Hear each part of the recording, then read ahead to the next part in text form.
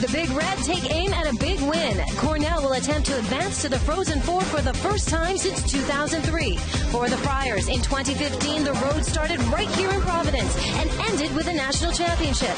Can the Friars do it again, or is it Cornell's chance to advance? The answer is next.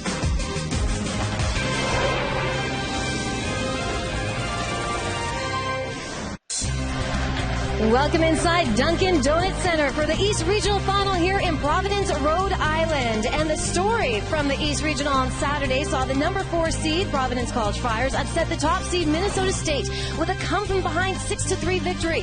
Will the 3rd seed, Big Red, bounce the Northeastern Huskies 5-1 the final there, which will bring us to our game today.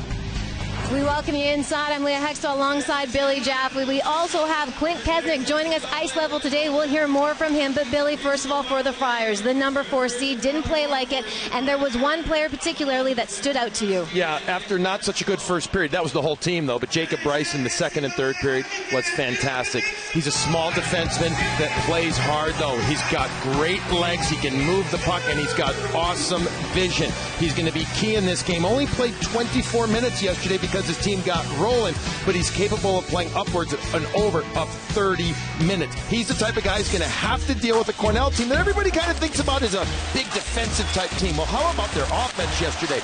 Bunch of goals created off the forecheck. Look at how they were above the puck, stick to body, then worked the wall and took the puck to the front of the net. Guys like Morgan Barron creating havoc, driving to the middle, making life miserable for Caden Bramo. This is a big team up front.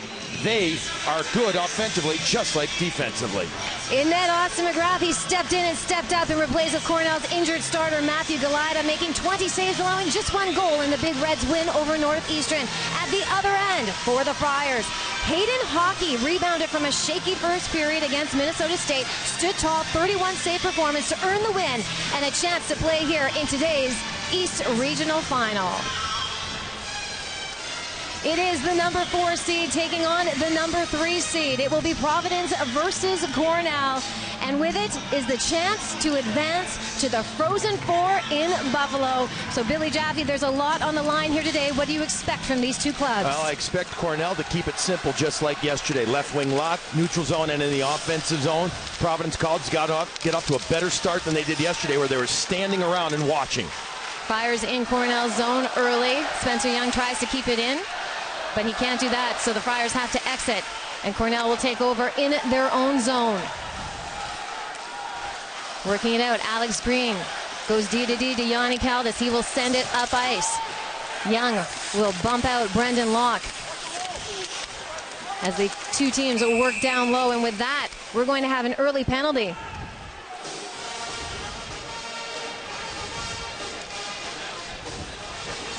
It's going to go against Providence College as Spencer Young is going to go off. Officials today from the Big Ten Conference, same crew that worked the second game yesterday. So Cornell went 1 for 1 on the power play yesterday. They scored 5 goals. They didn't need a lot with the extra man, but when they had the opportunity, they got it done. We'll see what they can do here very early on, just 30 seconds into this East Regional Final. What an opportunity for the Big Red. Morgan Barron down below the goal line. He will weave away, but he has company in Michael Callahan. He escapes him, and he'll give a reverse, as Vincent Desharnais was on top of him as well. They work it up to the point. Caldas will send it back down low. Morgan Barron up top to Caldas. Back to Barron. Barron to Caldas. Barron with the one-timer. There's the rebound for the captain, Mitch Vanderland, but he couldn't get the shot off. Michael Callahan will clear the zone. Morgan Barron had a heck of a game yesterday. He leads the Big Red with 15 power play points in this season. He got the one-timer on that side, a place where he's very comfortable taking, but look for him also to crash the net after that. His big body, like we just talked about in the open, can make a big difference in front of the net. Alec McRae will send it into the Friars zone as Cornell looks to set up here with the extra attacker. Just over a minute left on this power play for the Big Red. Nuttall sends it down around the boards. It's down low. Max Andreev is after it. He sends it up top to McRae. McRae walking the line. He'll send it to Locke. Locke tries to get the redirect in front by Michael Regish. Couldn't get a stick on it. Friars just get it out. Good support down low. Bryson there, reading the plays. The D-man just steps up at the last second. Not trying to overchase, not needing to, holding his ground, and is able just to nudge or will that puck out of the zone. Here comes McRae. He'll drop it off for Brendan Locke. Locke gains the zone. Little touch pass over to Tristan Mullen. Real nice once play. Again, Friars will clear it. It's Greg Prince. And again there, Leah, it's Bryson. Small kid, but big heart, strong legs, seals off the wall. He's on his offside there, too, so gets the backhand on the puck and helps get it out again. Yanni Caldas, as you mentioned, Billy, often acts as a forward even though he's a defenseman. And once again, the Friars will clear, and with that, time expires. We are back to 5-on-5 action here in the East Regional Final. And Billy, that's got to be a big kill for the Friars early on. You can gain as much momentum off of a penalty kill as you can a power play. Yep. Puck will pop loose to neutral territory, but it'll be batted back in, and Austin McGrath comes out to hold it up for Caldas. Caldas will collect, and he takes a look up front. He'll wait for things to unfold. Yanni Caldas wants to see what he wants to see. Why not? Sends it way up with the lead pass. Doesn't quite work out. That was Tampa Bay against Philly circa about 7, 8, 9. Guy Boucher and Peter Laviolette. Boy, oh boy. Let's hope it doesn't happen again, please. Greg Prince starts out in neutral ice. And here comes Spencer Young, the defenseman, trying to weave his way in. Sends it down below the goal line. Jason O'Neill, and then now it works up top to Vincent Desharnais. He will send it back down. Puck pops loose. Bo Sterrett will manage to get a stick on it. And Cornell takes over in their own zone. Here's Brendan Smith. Smith sends it back, going D to D. As he sends it to Alex Green, who will try to chip it out, but it's kept in. Desharnais tries for the shot. He had company in front. Right back to Desharnais. Takes the shot. Tristan Mullins banging away.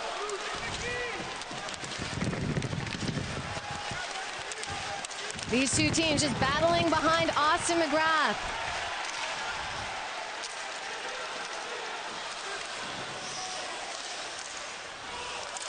Now here in the Friars' end, it'll be Ryan Tate. Also has Vimal Sukumaran out there with him. Here's Tristan Mullen for Cornell. Brings it in. He has John McDermott all over him. Once again, Mullen wins that puck ball. Takes the shot. It's turned aside by hockey. And we're going to have a penalty coming up again against Providence College as McGrath darts to the bench. You know, we saw Cornell have to handle a little bit of stuff in their own zone after Desharnais had some great chances. It's that second battle right there. Desharnais getting in on Murphy, getting the stick, not the first time, but the second time that the official saw that felt that he had to call a penalty on the big, tough defenseman, the 6'6" defenseman, one of the captains of this team. Really provides a nice, nasty edge on the back end right there, but in the eyes of the official, got a little bit too overzealous. That comes after two really good plays that Desharnais made in the offensive zone. So this will be the second power play for Cornell, and we're not even 5 minutes into the third. From up top, but the shot is blocked. Tristan Mullins trying to gain control of it as the Friars continue to bat away, and Michael Callahan will clear the zone. Cornell with one shot on their previous power play. Yanni Caldas drops it back for Mitch Vanderland. Vanderland works his way in, chips it off the board. But once again, the Friars send it back down the other way. And the Friars utilize their three guys there. They force you to an area, and they hope that the other guy behind can get to the puck. They did a really nice job of that. Watch, they're going to wait. Now they're going to move over on Caldas. It's 1 against 2 now. He just gets the puck, but nice play. Again, you see, Lee, what they're doing? They're forcing to a side right there with three guys. And Bryson, that's his second great play he's made in that spot in this game so far. The penalty kill for Providence in their game yesterday against Minnesota State, 100%, a perfect 3-4-3. You're seeing why right now. Ben Mirages will clear this one out. It's actually kept in on the line by Alec McRae. Brendan Locke tries to pick it up. It scoots up top, and now the puck pops up into neutral territory. 44 seconds left on this extra man advantage for the Big Red. Alex McRae sends it over to Locke. Locke back to McRae as they try to enter the Friars zone. clean entries, not having great success here, Billy. Not at all. And real credit to what Nate Lehman and his staff are doing on the PK, which is what they've been doing all year. I mean, this is nothing new for them, but they've tweaked it just a little bit where they're isolating one guy to carry the puck, putting him into an area that they don't want to get into. Now they dump it right here. This is a better play by Cornell. Down below the goal line, Morgan Barron comes in to crash in on the puck. He can't collect it. It's loose in the Friars zone, and it will exit the zone. And with that, time has expired, and the kill is over. Friar fans wanting a call made in favor of their team in the neutral zone. Was it Donaldson, I think, that got wrapped up with the player there. So 2 early opportunities for Cornell, going 0 for 2 on the power play. It'll be interesting to see how that plays out as this game plays out. Now look at I mean, both teams willing to be patient. Cornell is going to, keep it simple and smart. That's what Mike Schaefer talked about earlier, as we have an icing here. And with that on the icing, let's go down to the third member of our broadcast team, Quint Kesnick.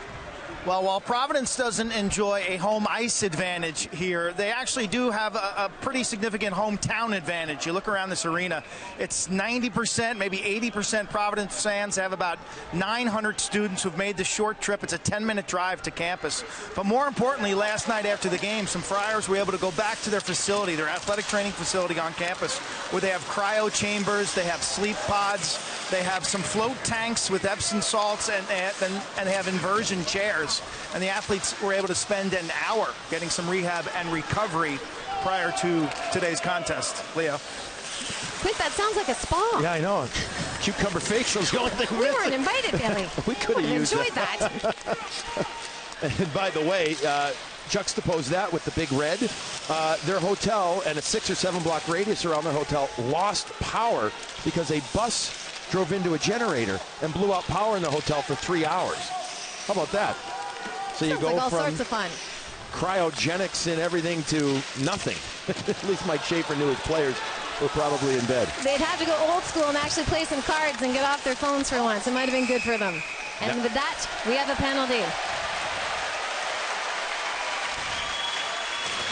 So when we come back, the Friars will have their first power play opportunity of this hockey game. It's 0-0 in the East Regional Final.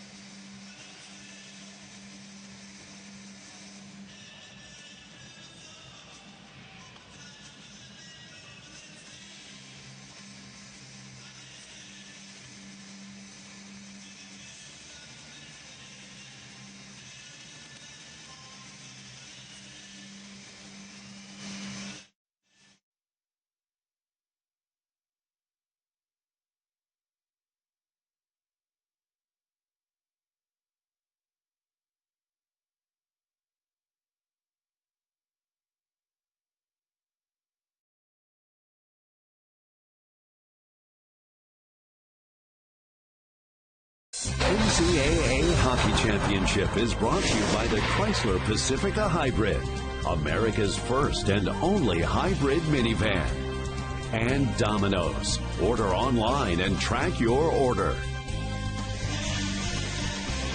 We welcome you back to the Dunkin' Donuts Center, and it was right here in Providence where the Providence College Friars, as a 4 seed, started their climb to winning the national championship in 2015. Obviously a place that means so much to them. Take a look at the opponents, Miami, Ohio, and the regional final. Then they had Denver in a big 4-1 victory. They get against Omaha, and then BU. Quint, you got a little more to add to that, too. Yeah, Billy, Nate Lehman told us today, this is the type of game that he pointed back to 2015. You have to be able to beat title teams who are good enough to win a national title, to do it yourself. And I was here in 2015. This place was on fire, and they rode the great goaltending of John Gillies up to Boston and then sealed the deal. So the Friars on the power play went 4 for 7. Their power play opportunities, Billy, were huge for them in their win against Minnesota State. They worked it beautifully, getting pucks to the middle of the ice. Keep an eye, though, on Cornell and how they PK. They are not going to chase like Minnesota State did a lot yesterday. That leaves the middle of the ice open. They're going to try and keep it simple. And again, keep just to the outside and beware of the bumper guy. Don't chase after him. Since the start of 2019, Cornell with the best penalty kill in the nation. Only 6 power play goals against in calendar 2019. That's pretty spectacular numbers. So we'll see what Providence can do here today with the extra attacker. Vincent Desharnais works it into the zone. It's offside. Yeah, see, this is the issue I have with these kickback plays when they drop the puck back. If you have guys standing at the blue line and they don't make the perfect pass, all they're doing is stationary. So we're going to go ahead and roll it, and then you'll see at the blue line, go ahead and roll it again, guys. Right in there. They're stationary. It's not a perfect play. And the meanwhile, the guy who's passed the puck up the ice puts himself offside in that play. When it works, that kickback play is beautiful. It's one of those plays, though, that can be a bit dicey, especially if you don't connect on it. Brandon Duham with the puck here at center ice as he tries to enter the zone. He will chip it over to Scott Conway. Conway taking a look, puts it up top for Ben Mirages. Right in front there in the high slot. And Mirages will be back to chase it. Yeah, got the puck. Mirages just a little bit higher than I think he wanted. I understand you got to get it through, but made it a little bit easier right there. Probably half a foot lower, probably a better chance of creating opportunity to get a rebound. Mitch Vanderland with the puck. He will skate it out of Cornell's end, and here it comes. Yannick Halves in short-handed, looking to center it, but he gets tied up as Jacob Bryson will do some work on him. 15 seconds left with the man advantage for the Friars. Bryson behind his own net, and he has company there. Bryson will drop it back for Greg Prince, who skates it out, loses the handle at center ice. And with that, we're back to 5-on-5 hockey. Friars working it away in its own end. Back up top to Desharnais. He'll shove it over to Bryson. Bryson puts it on net. Right there in front, they score! Greg Prince puts Providence up 1-0. You see, you keep the puck a little bit lower, you get rebound opportunities. Who shot that from the left point? Jacob Bryson getting it through. This one gets through, and Prince, one of the biggest forwards in the lineup, 6'2", 214 pounds for the Friars, going to make it happen. Bryson's going to get it kicked to himself and doesn't waste time. That's one that McGrath is going to want back. Nobody in front. He doesn't gobble it up. The puck caroms off of him perfectly to Prince, who puts the puck in, doesn't hesitate. After a couple of power plays for both teams that really didn't go anywhere, didn't generate any momentum for either team's offense, it's a 5-on-5 goal. Again, skate the stick shot by Bryson leads to a rebound opportunity. That's the first time, though, that we've seen McGrath from yesterday, where he was really good and really simple, make a little bit of a mistake. He's just going to say, all right, shake that one off, but he'd like to have that one back. Prince with the goal, Bryson and Desharnais with the assist, and it's Greg Prince's 11th of the season, and it's a massive goal for the Friars as they open the offense here at the East Regional Final. I'm not sure what they could be looking at to confirm. I guess now we're just told offside. Let's take a look upon entrance. I didn't think it was even close myself. No, it's clear. Yep. So puck drop at center ice, and away we go. Just under the 10-minute mark here in the first period. Friars on the board, 1-0. We'll see what kind of response Cornell can come up with. And interesting for Cornell as well, as they are usually the ones to get on the scoreboard first. Yeah. Over 80% of the time this season, the Big Red will strike before their opponents. Puck being worked on behind Austin McGrath. Right in front, but it'll be cleared away. Players continue to work along the boards. And this is where Providence is going to have to be very comfortable to play along the wall. That's where Cornell is more than happy to play. Wall battles, whoever wins more of them could be a prime factor in dictating who wins this game. Matt Nuttall, once again, we've seen this from Cornell several times today, behind their own net, waiting for the play to develop. I guess this is what you would call deliberate hockey. It'll be batted back into their own zone. Well, what they're allowing is Providence to get into a set forecheck the whole time. And they're trying for these long passes that are just, if they don't connect, now they're just dumping it.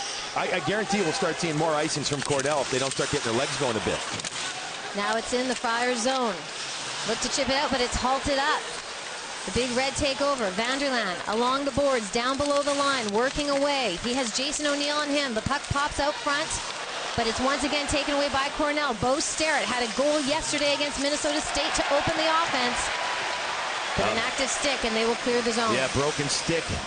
Unfortunate break against Cornell as Sterrett was looking to make that cross-ice pass. We saw them twice there, Leah, be above the puck after the dump, and that's how they're going to have to get their offense. But again, their feet have to be moving.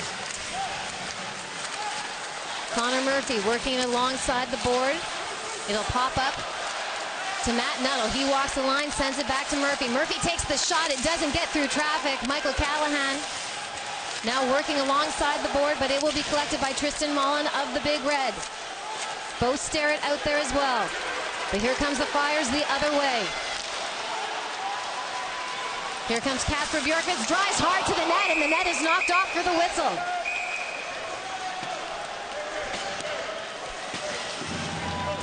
Kasper Bjorkvist trying to get a step on there. Nice drive by Kasper Bjorkvist coming down that right side after having Providence have a little bit of an extended defensive zone time. He's a lefty coming down that right side, tries to pull it to the inside. Just can't corral it at the last second. That's the kind of strong physical play that Bjorkvist, who is really the vocal leader of this team, can do when he gets going. Ben Mirages will flip that one on net. Scott Conway tries to get a stick on it, but the Big Red will take over and exit their zone. But once again, Brandon Duham at center ice drops it over for Tice Thompson as they try to establish, but it will come back into the Friars' end. Mirages, the New York Islanders draft pick, hits the official Austin McGrath out of his net. Thought it was going to come around and he could stop it, but then he will take a cover for it. We have a 1-0 hockey game here as the Providence Friars are on the score sheet at the East Regional.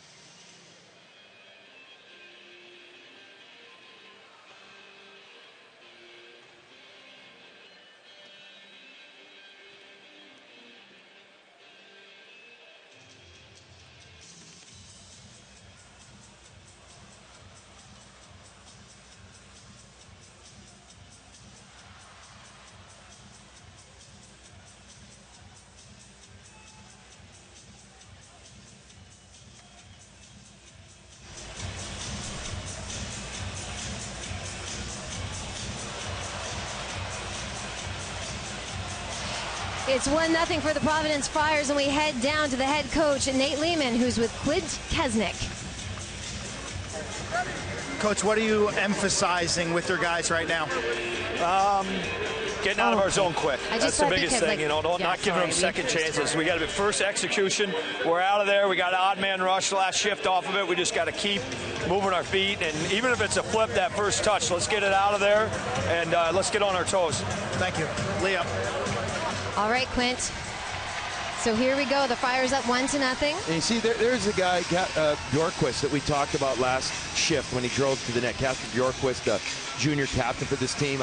We talked with Coach Nate Lehman before the game about what was said after the first period yesterday when they're down 3-1, had not played well. He said, I did not have to say much because that guy right there, he said, Kasper took over the room. The second that we walked in, he was the one, the vocal leader of this team, that took over the team, told everybody what needed to be done, and then all we had to do at the end was do what coaches do, subtle little things. But what an advantage when you have a guy who can speak, not for the coach, but with the coaches. He understands what the coaches want. Bjorkvist does that, helps settle the team down.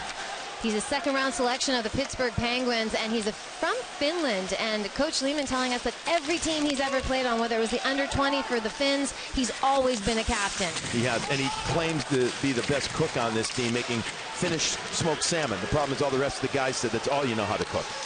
Here comes Providence on the rush. The centering pass can't get the shot off. John McDermott will put it down below the goal line. Joe Leahy, he has company. He spins away, tries to chip it out, but he can't. It's kept in by Providence right out in front. Perhaps trying to make one too many passes there. John McDermott turns and fires. It's turned away by Austin McGrath. Now nice stick by Locke. You're right, Leah. Perhaps shoot that one there because Locke was able to pick the stick of McDermott at the last second. Providence continues to work away. Brandon Duhaime turns and fires as well. Duhaime down below the goal line, trying to dish out the puck as it's held up along the boards. And he does just that, turns and fires. Duhaime throwing everything at the net currently.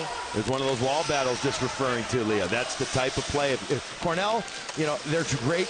Look, every team's great when they're facing up ice, but they're comfortable playing along the wall too. But this is what Providence College did. Nate Lehman told us before the game too. Let's force Cornell to have to turn. Let's engage in those wall battles and take the puck away more. If we can do that, we could have good success in this game.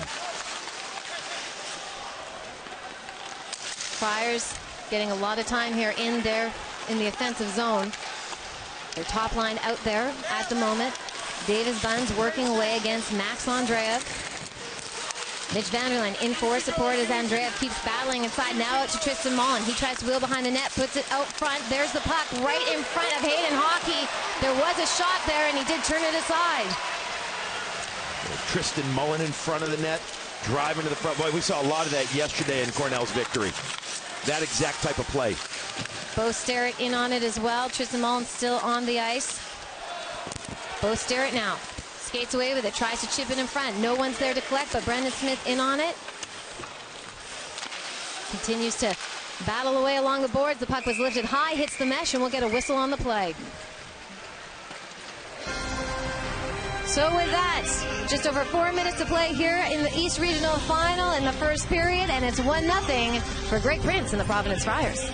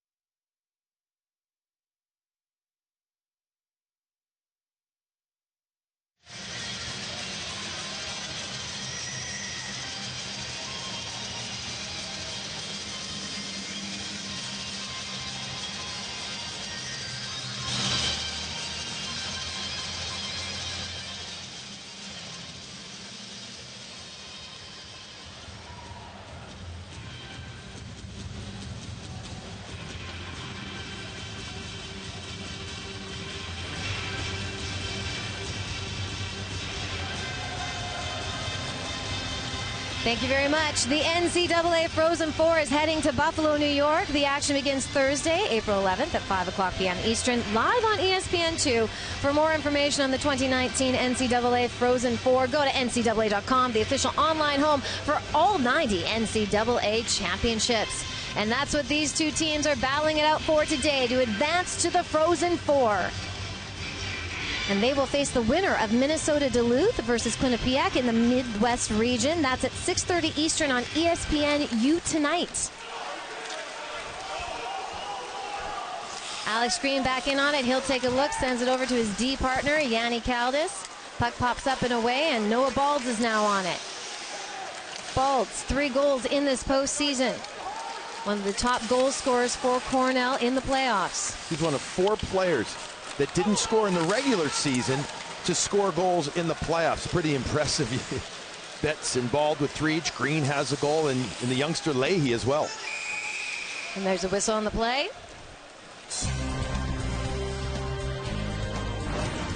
So this is what we can take a look at in the West. Denver defeated American International, shutting them out 3-0. In Northeast, it was UMass upending Notre Dame 4-0. So Denver will take on UMass in the Frozen Four. They know that right now. Denver, or UMass, was excellent. 2 shutouts in a row. Goaltender Philip Lindbergh just playing beautiful hockey. I mean, this is a team, and Cale Makar obviously having a great game too, but a team that I saw play last week against Boston College and UMass that did not play well at all. They got out UMassed, put it that way. They got BC out UMassed them, but boy, did they look outstanding this weekend. Here's Brendan Smith for Cornell. He'll send it in through traffic. It's turned aside by hockey. Alex McRae bats it down to keep it in the zone.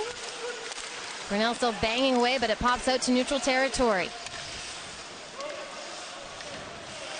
McRae sends it over to Brendan Smith. Smith will skate it out and sends it down. Another log jam against the board. Bo Sterrett in there digging away.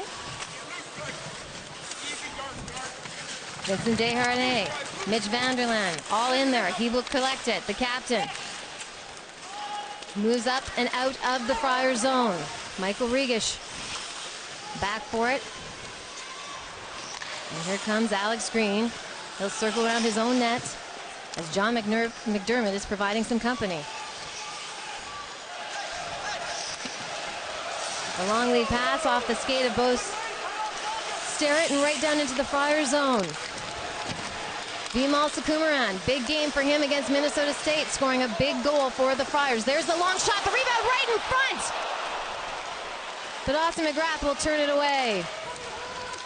Second time that McGrath has had a hard time handling a long distance shot from that side. The rebound comes off of him into a dangerous scoring area.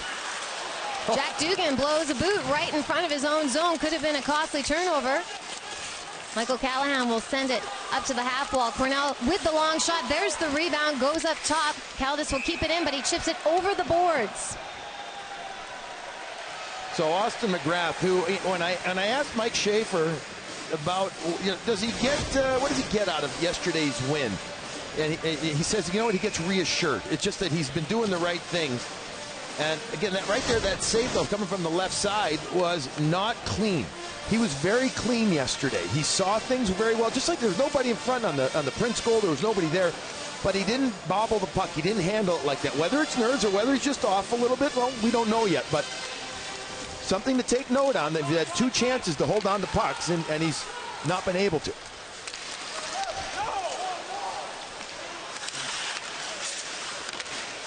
Tice Thompson sends it around the boards. It'll be flipped up now all the way down to the Friar zone. It's a foot race as Cam Donaldson is in. Puck right in front. 2 teams banging away. Scoots out. Max Andreev now in control. Will bang it against the wall. But it will exit the Friar zone as Yanni Caldas couldn't keep it in. Cornell getting what they wanted, though. We've been seeing them do a lot of long passes, a lot of dumps into the zone. They were able to get into a foot race. It was Donaldson and Bryson, and then they worked the puck from behind the net to the front. They have no care, Leah, if they're pretty goals or not. They just want to get them. They'll scrum it up, get into the mosh pit as much as they can. Here they come in once again, hard on the forecheck. The puck will be lifted into neutral ice. Caldas will slide it over. Oh, a turnover right there. Brian Lemos right in front, but he can't quite get the shot off as he goes wide, and McGrath was down. What an unfortunate circumstance there for Cornell. Mitch Vanderland drops it back for Matt Nuttall. And once again, we've seen this several times this period, and here comes out the Bluebirds from the Providence fans as Cornell will wait. And away they go. 12 seconds left on the clock in this opening frame.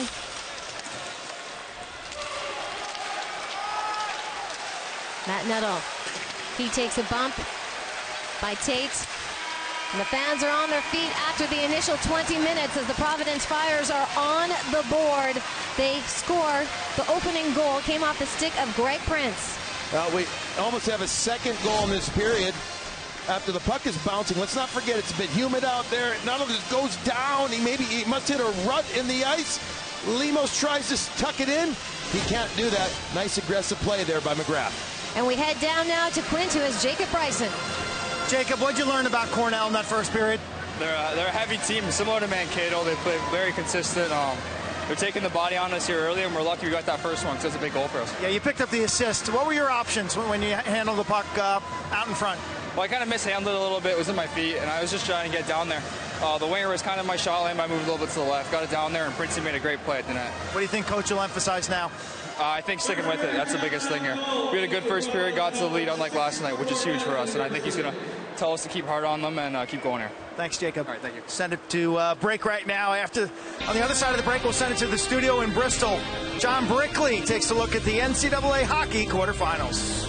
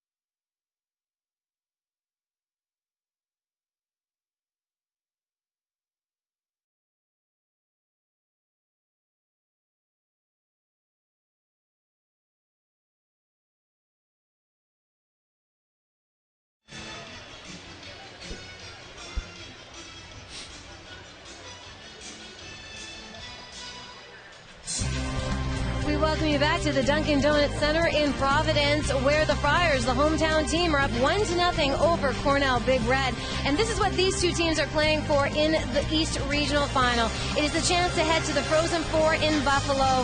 We will see if it's going to be the number 4 seed or the number 3 seed in Cornell who will advance.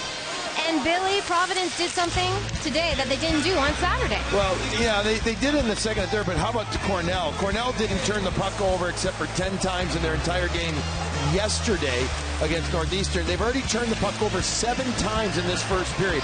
A lot of the reasons got to be given the credit to Providence. They've taken away space. They're supporting in layers. We've shown you 3 or 4 examples of them being above the puck, jumping in at the blue line, winning wall battles. So 7 turnovers they generated off of the stick of the Cornell Big Red in that first period. But again, they had 10 all game yesterday. Significant difference. Cornell's going to need to clean that area up. And for more on Cornell, we head down to Quint. Well, that's exactly the sentiment of head coach Mike Schaefer, who echoed that. He said, we need to show more poise and patience coming out of our zone. He says, our guys are just slinging it up the ice. One thing that's interesting is Cornell's been a team this year. They've been a front-running team. You know, they've scored the first goal in nearly 80% of their games. So let's see how they react to trailing in this game, really on enemy ice here in Providence. Well, it's interesting what Quint said there from Mike Schaefer. They're just flinging the puck up the ice, but they're going to like this very deliberate, ultra-stationary breakout. It limits what they can do, and it forces them to make these long passes. I'd look for them to move a little bit quicker out of their own zone this period. And as I say that, they move it quickly. Unfortunately, they don't reach the red line, and they get an icing or take an icing. So we will take this one all the way down. Faceoffs were pretty even in that first period. It was 7-5 in favor of Cornell, leading the way. Morgan Barrett, he was 4 or 5 in that period. Again, this is a very, very confident team in their faceoffs lead. They've got 5 guys all above 52% taking faceoffs. Jacob Bryson manages to hang on there and sends it back down into Cornell's zone as they work away. The Friars with a 1-0 lead off of a goal by Greg Prince in the opening period at the 10:20 mark. But here comes Cornell. It's Kyle Betts. Kyle Betts streaming in. He's rubbed out along the boards. Vincent Desharnais will chip it around. Still below the goal line. Desharnais working against Bald. And here's Tristan Mullen. He'll fall down as he heads Conway on him. Long shot by Alex Green. Green with a big hit on Duhaime. He's hurt right now. He's trying to get his breath back and trying to get back into the play. He's going to get off the ice quickly here. Heavy hit from Green coming in from the right point. Alex Green, a draft pick of the Tampa Bay Lightning. And there's a whistle on the play. And Duhaime doesn't like this hit. I thought from this angle it looked to be all right. Green's going to come up. Does he catch him in the head? That angle doesn't show if he catches him in the head. I didn't think he did. I thought shoulder contact was what made there. Duhaime made a nice play on the only goal of this game, protecting the puck originally on a pull-up move. He's had a nice season. Plays a lot on the second line. He's a native of Parkland, Florida. And as I mentioned, a draft pick of the Lightning. He went in the 4th round, and that was in the 2018 NHL entry draft. Quick off the faceoff. Josh Wilkins gets the shot, doesn't get through traffic, tries for it again, and now he'll chase it down. Puck pops loose right in front of McGrath. But Cornell will take over and try to clear. Can't quite. Casper Bjorkis tries for the shot, then Wilkins does. The rebound up front as McGrath makes the save. Couple quick shots there for the Friars. They continue to work away. Casper Bjorkis sends it down below the goal line for Jack Dugan. Dugan taking a look. He'll move it up top. Continues to wheel around. Dugan puts the shot on net with traffic in front. Bjorkis is there, and it's in!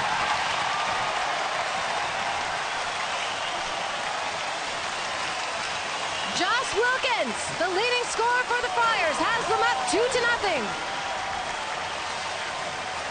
What a forecheck by this line. After 2 goals and assists yesterday, Wilkins gets his first goal this game. The way that they cycled the puck was real pretty. Puck control, puck protection right there. Now coming up, Dugan's going to hold and hold and hold and wait. He loves to do this. Great vision. Throws it to the net. That is what we call a shot with purpose, with traffic in front of the net. Get it on net. Bjorkquist pushing at it. Wilkins gets it. Does he get it with his skate, though? Hold on a second here. Hold on. Let's take a look if he catches his skate or somebody in the crease. Nobody in the crease there, folks, but I think he may have caught it with his skate. I don't know if we can slow this down enough or get a close enough look at the skate, the right skate of Wilkins. I mean, this is a great forecheck. It was kept in by Michael Callahan at the point a couple of times. The young freshman keeping the play alive. It then works its all the way around. Dugan doing what he does best, which is move the puck after he moves his feet. But then when the puck is thrown to the front of the net, McGrath again doesn't gobble it up. This one, though, you can't blame him on. But I'm not convinced. I can't tell yet on the replay if he kicks it or just catches it off his skate and into the net. Let's see if this low look shows it better. There's Bjorkquist battling it out. Love that positioning. He's outside the crease. Here we go. He moves his skate there, Leah, but he doesn't kick it. There's no distinct kicking motion there. I do think he catches it with the skate blade. Right here, does he turn? Does there any kick? Oh, he gets it with the skate. Is that going to be a distinct kicking motion or not? That's the problem. That's the issue you have. Does he lift the skate at all? You get blocked out on this angle. Hard to tell. We'll go back to that previous look that we had, and we will slow it down as much as we can. Right there. All right, now go ahead and roll it, guys. I don't see a kicking motion. I see him turning at all, Billy. I see him turning, and I see him turning his skate, and I don't see any distinct kicking forward movement with the skate. He does get a little bit off there, but I think I would call this a goal.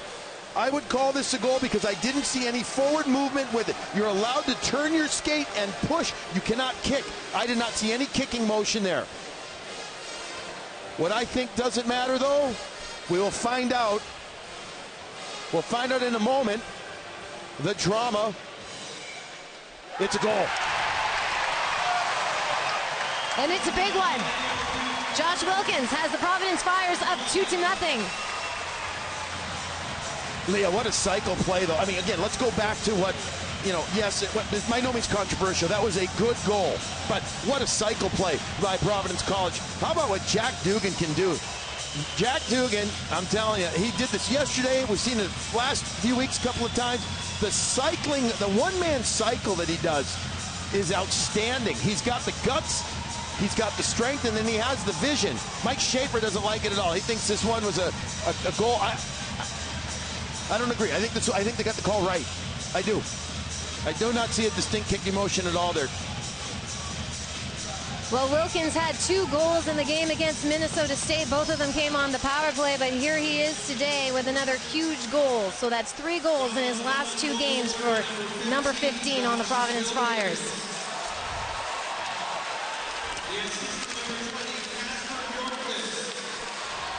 So assisting on the Wilkins goal was Casper Bjorkquist and Jack Dugan. Just a minute 40 in to this second period. Cornell in the Friar zone trying to work away. Bo Sterrett, Oliver Tice-Thompson. Now in neutral ice, it'll be just chipped ahead.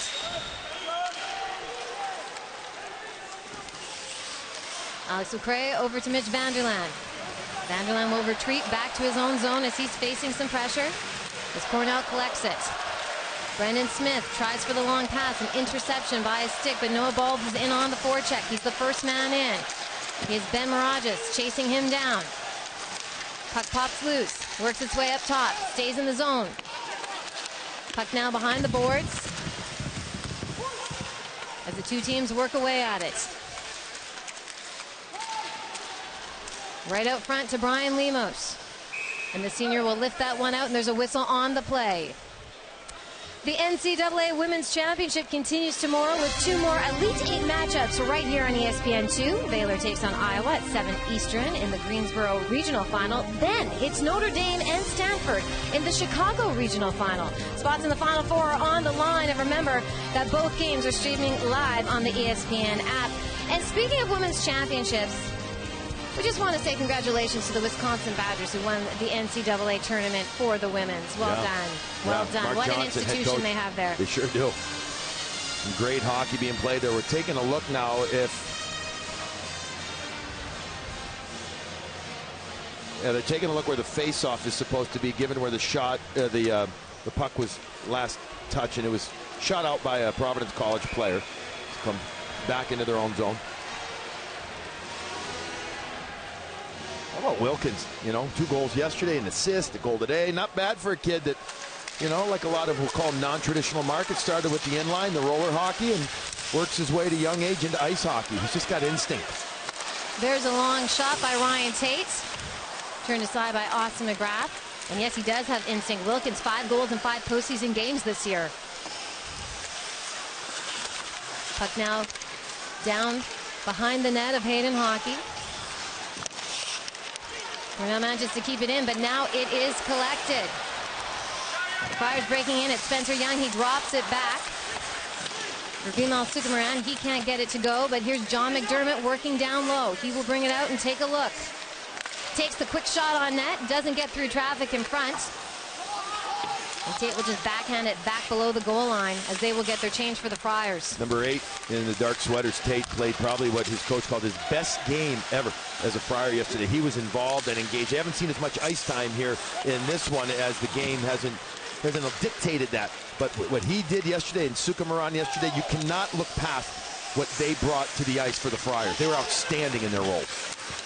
Definitely contributed on the offense. Tate with an assist, Sukumaran with a goal. Sukumaran's goal, you could argue, is the most important goal of that game yesterday. They were down 3-1, gets them back to 3-2 earlier in the second period. It gives the bench a big jolt of energy. Big stuff. Providence getting new legs on the ice as their top line is removed. Well, Providence College is really, what they've done, Leah? They've dominated the neutral zone in this game for the most part. Dominated.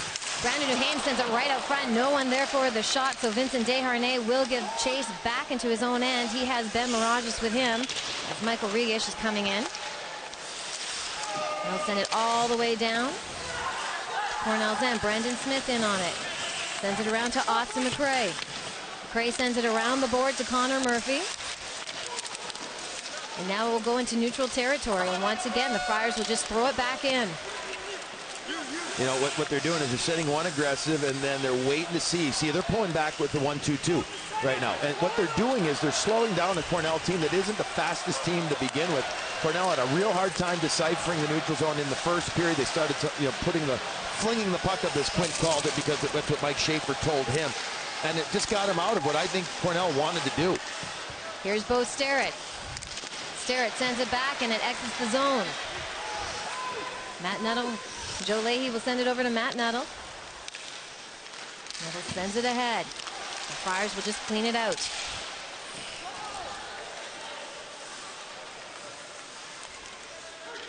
Nearly 6 minutes gone in this second period. Cornell down 2-0 to the Friars. Here at the East Regional with a chance to advance to the Frozen Four. Joe Leahy wheels around, he sends it alongside to the boards now, and then he'll just chip it out.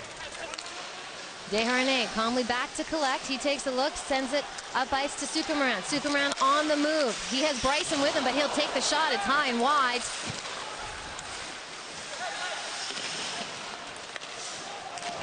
Nuttall chips it into the Friars' end. It'll find its way almost all the way to Hayden Hockey. Boy, you haven't said his name much at all lately. Absolutely. I mean, at all. He's going to need an exercise bike to keep himself involved. Get a sweat going. Hayden Hockey, who had a bit of a shaky first period against Minnesota State, but then came back and kept his net clean for the next 40 minutes to give his team, here the Friars, a chance to win yesterday. Made some amazing saves when the team was down 3-1 and kept them in it. Scott Conway trying to get the shot off, but it is blocked by a stick.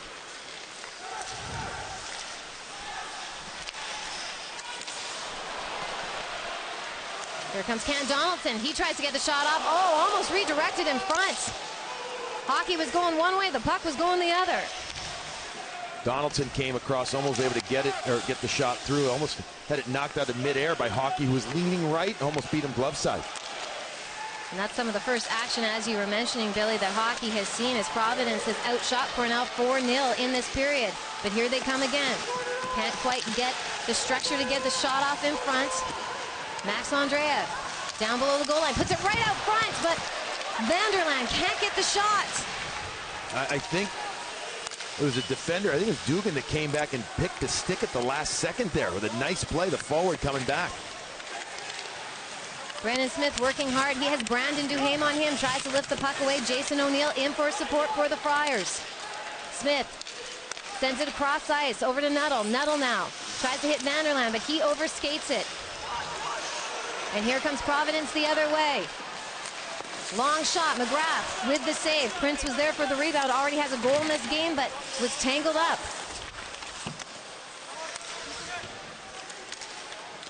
Nuttall collects behind his own net.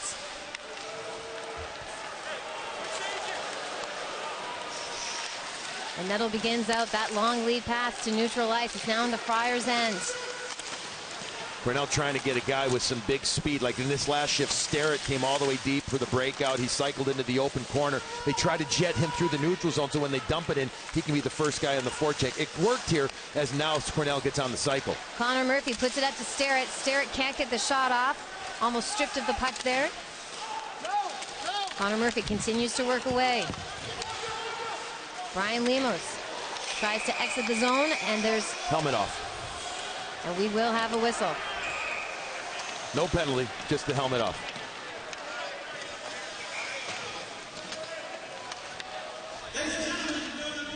Cornell getting some opportunities, a little bit more puck pressure to the front of the net.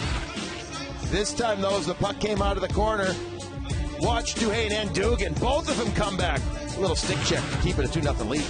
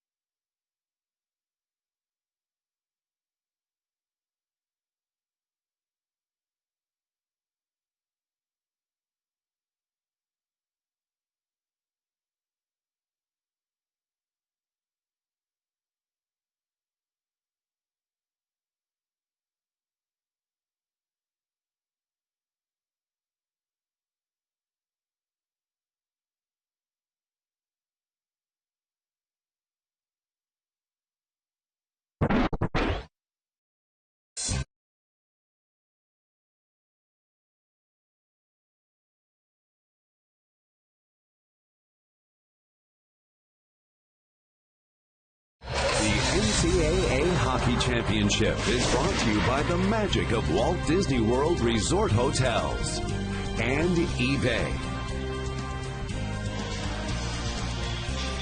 We welcome you back to the East Regional Final in Providence. And the Cornell Big Red Hockey has won 2 national championships in 1967 and 1970. And Billy, how about this? In 1970, finished this season with a perfect 29-0 record. And interesting to see what they'll do down 2-0.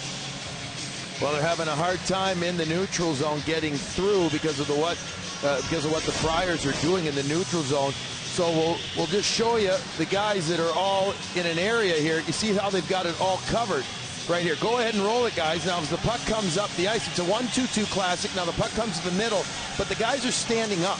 The guys being the Friars standing up right there. They're just reading the play. They're letting it come to them. They're not jumping too soon.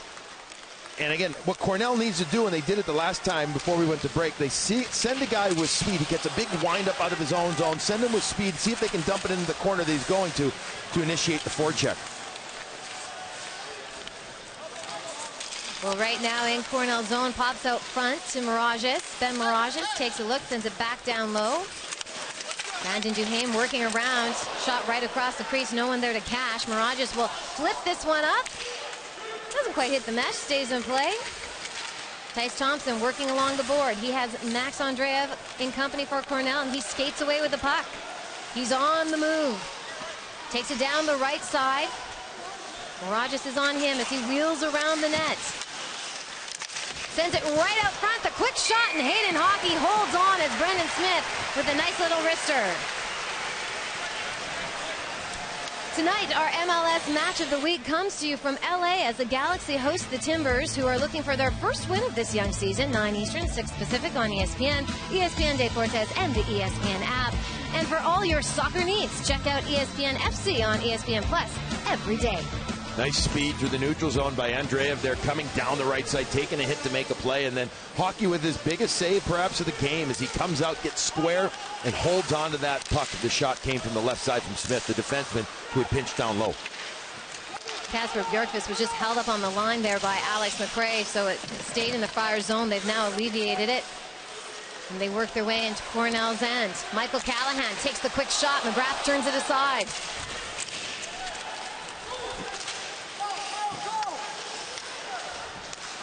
Once again on the stick of Callahan, he takes a look, sends it up ice, heads down to Cornell's end. McGrath out to control the puck, and he'll send it around the boards. Cornell gains control in their own end. McRae sends it up to neutral territory, but Bryson will bat this one in as these two teams go back and forth. Just under the 10-minute mark here in the second period. Greg Prince. Prince with a goal already today. Weak backhand just wide of the net, but Shane Cavanaugh with another shot, and there's a shot from the point, but turned aside by McGrath as Davis Bunz threw one in at him. See that move in the neutral zone, and that move right there by Jacob Bryson. That's what makes him such a special player. That's what makes Buffalo so excited for an opportunity to have him there. They look at him similar to what Matt Grzelcyk has done with the Boston Bruins coming out of BU. What moves, what skills, what vision. Impressive stuff from number 18.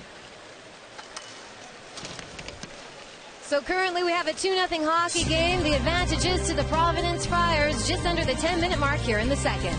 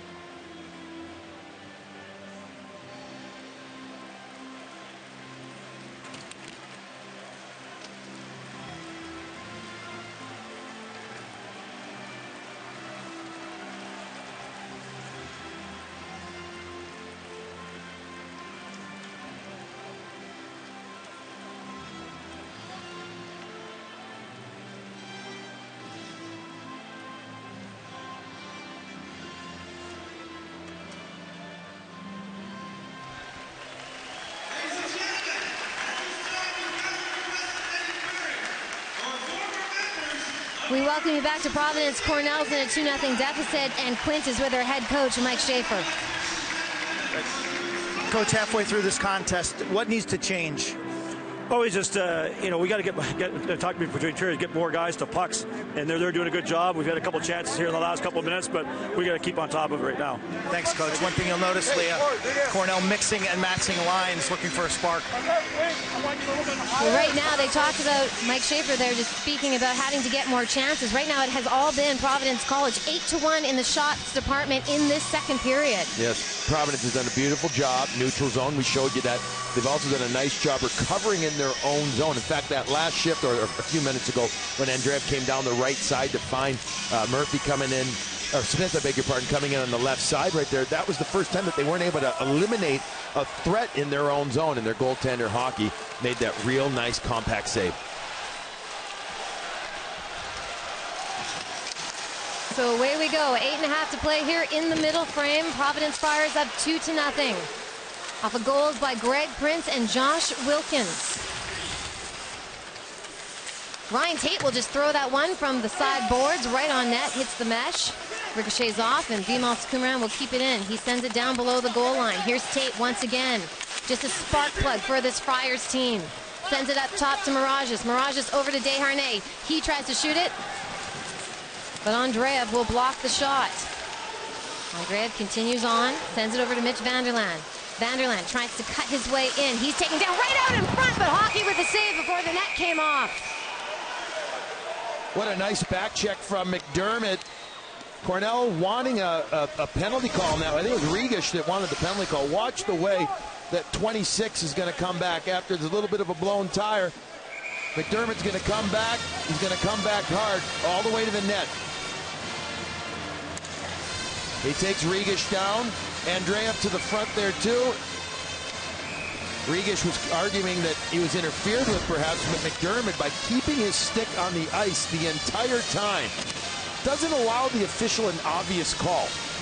You know, you can determine perhaps if he takes away space before the puck is there, but by keeping his stick down and keeping his feet moving, that's pretty great effort there by McDermott coming back. That it was, and here comes the Friars the other way. It's Scott Conway. Conway takes the quick shot. It's turned aside. Brandon Duhaime will keep it in the zone. Here's Tyce Thompson. Thompson wheeling around. He puts it up top. There's the long shot with traffic in front, and McGrath will hang on. So in our open, when you open, we talked about Jacob Bryson and about all the things that he did yesterday being on the ice. Let's take a look at some of the things he's done in this game. He's been spectacular again. Not shy from the physical stuff. Recovering there, making the sliding play, getting the puck away. And he gets up and he gets involved. He made 2 turn on a dime moves just about a moment ago to exit the neutral zone, exit his own zone as well. Again, not the biggest, but he's got such high level of smarts and he's got great legs. First step has been excellent. Friars top line out on the ice. Jack Dugan once again wheeling around. He sends it down low. Wilkins turns and fires. It's just wide of the net. Pops out to neutral ice. Here's Alec McRae. Weaves his way in. Will chip it down below the Friars goal line. Michael Callahan is there to meet it. Sends it back to Spencer Young. Young to Dugan. Chipping it back and forth. Puck pops loose, and it will exit the Friars zone. You know, it may be time for the Cornell, for the Big Red, to allow their D when they're skating the puck and they get it in to get after the forecheck.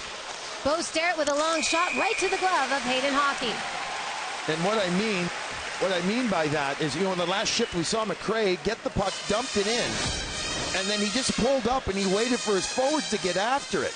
So, you know, get in, get after this save right here by Hockey. That one's going wide. He just holds on to it. But, you know, when you have a big team, a lot of the size is on the back end, too. I mean, they got some big boys up front, but a guy like McRae, you know, 6'3", well over 200 pounds.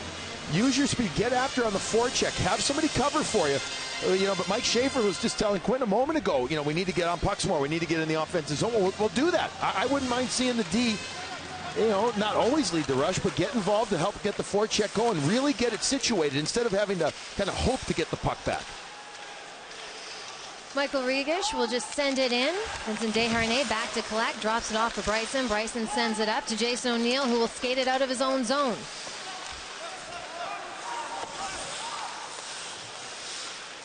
Matt Nettle takes the look up ice. And he'll send it on in. Every time Providence doesn't have control of the puck in the O zone, they pull back to a neutral zone where they're waiting for that 1-2-2.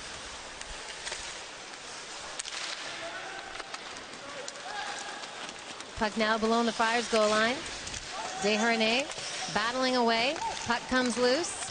Right behind Hayden Hockey as these two teams continue to battle away. Quick shot. Doesn't hit the net. Goes cross ice. Caldas keeps it in. Here comes Noah Bald. He has Desharnais keeping him company. Bald working way below while he's got 2 black sweaters on him. Right at the side of the net. Hockey holding close to his post. And he will elect to cover.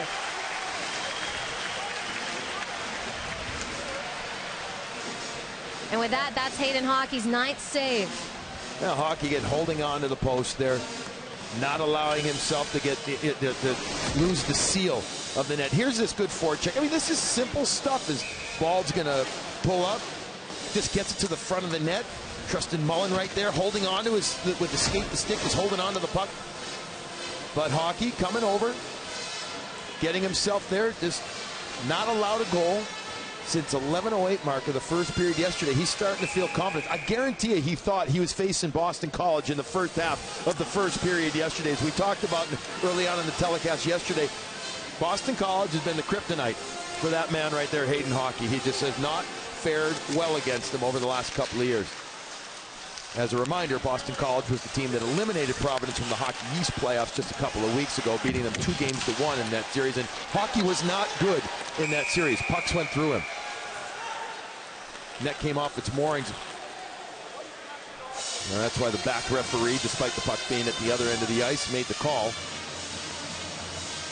You know, it's interesting. Nate Lehman, the head coach of the Providence College Friars, talked about how his team hasn't had that moment yet, Leah, where they had that. We asked all the coaches and players when we met with them, was there a moment this year when you felt that your team had that it factor to be an NCAA tournament team?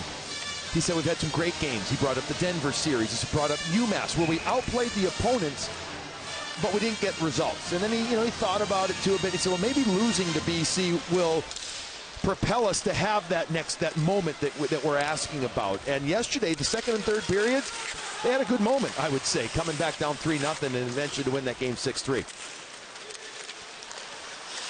Yes, Providence coming all the way back, and it's the first time in the Nate Lehman era that they have come back from a 3-0 deficit to earn the victory. And right now, the head coach for Providence, his team is up 2-0. Great little attempt there as Wilkins tried to feed Casper Bjorkvist. He couldn't quite get the shot off, and here comes Cornell the other way. Brendan Locke coming down the side. He has Morgan Barron with him. He'll drop it back for Cam Donaldson. Back to Locke. Now it's over to Nuttall. Nuttall sends it right in front.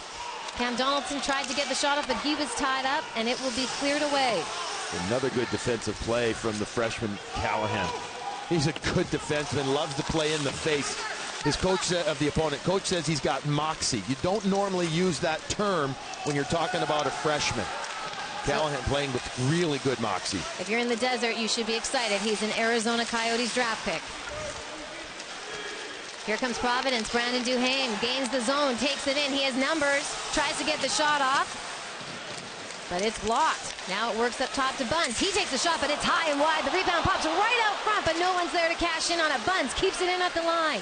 Davis Buns skates it down along the half wall. Now down below the goal line. He will reverse. He has some support. But once again, Buns working away. Sends it now to Scott Conway. Tries to put it right in front. He does that, but no one's there. No penalty on Starrett. Referee saying, nope, keep playing. Yanni Caldis making a move. Takes it into the Friars' end. Caldis down below the goal line. He's rubbed out. Still working away on the puck. Vanderlyn comes in for support. Providence takes over in their own zone. Jacob Bryson will lift it out. And we'll have the whistle on the play, and we'll bring it back. Providence College with another opportunity. They go on an odd man rush down the other way. You're going to end up seeing Jacob Bryson coming into this area right there. You see how he ends up supporting the play? That's after the initial shot by Duhaime was blocked. Meanwhile, Bryson gets in. Now that keeps the play alive. If he's not there, that play doesn't happen. I watched him from one end to the other. A lot of times, some teammen would hold back. They would get close to the blue line, but he was 12 feet inside the blue line right there. That's that instinct. That's that read that keeps the play alive and then leads to another opportunity for the Friars. So the face-off here in the Friars' end. Vanderlyn picks it up on the wall.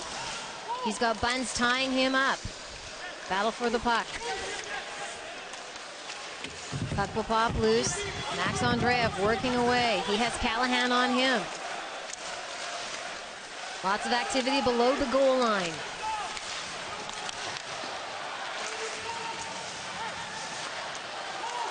Rodriguez will send it back down. Buns just leaning in on Andreev. Now in the corner, two teams battle away for the puck. It pops loose.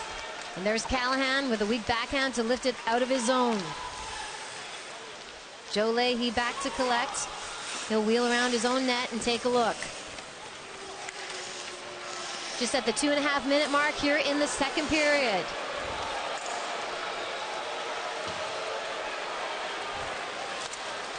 Kyle Betts will collect, drops it back to Leahy. Leahy now bounces it off the board in the neutral zone, but it's intercepted. Here comes the Friars the other way.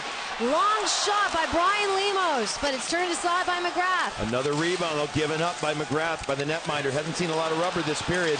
And here we go, Joe Leahy coming down the wing for Cornell. Lemos is on him.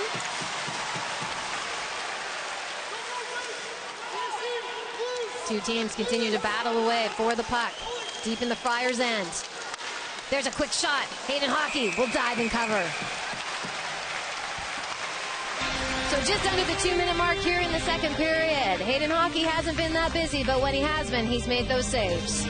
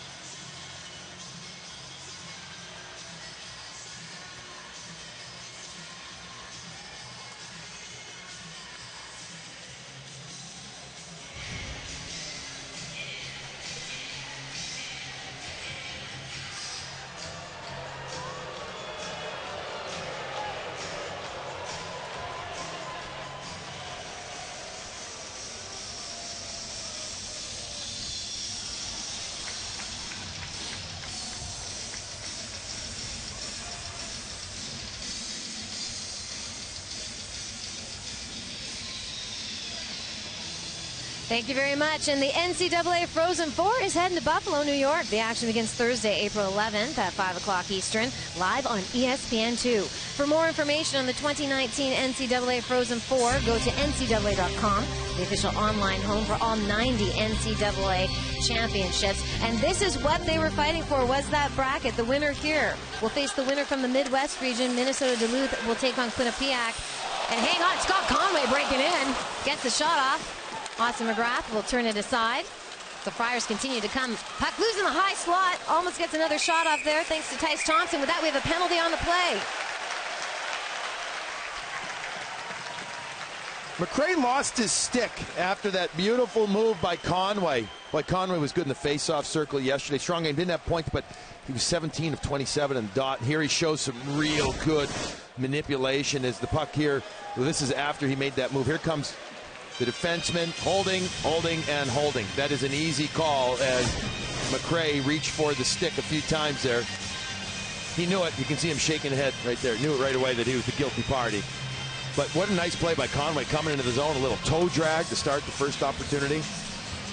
And now back to the power play goes Providence College. That they do. 0 for 1 on the day. They'll spend the rest of the second period with the extra attacker as there's only under a minute and a half left in the middle period. Desharnais over to Mirages. Mirages will send it down to the half wall. Mirages with a long rip. Just wide of the net. Kasper Bjorkqvist collects. The puck eludes him. Here comes Vimal Sukumaran.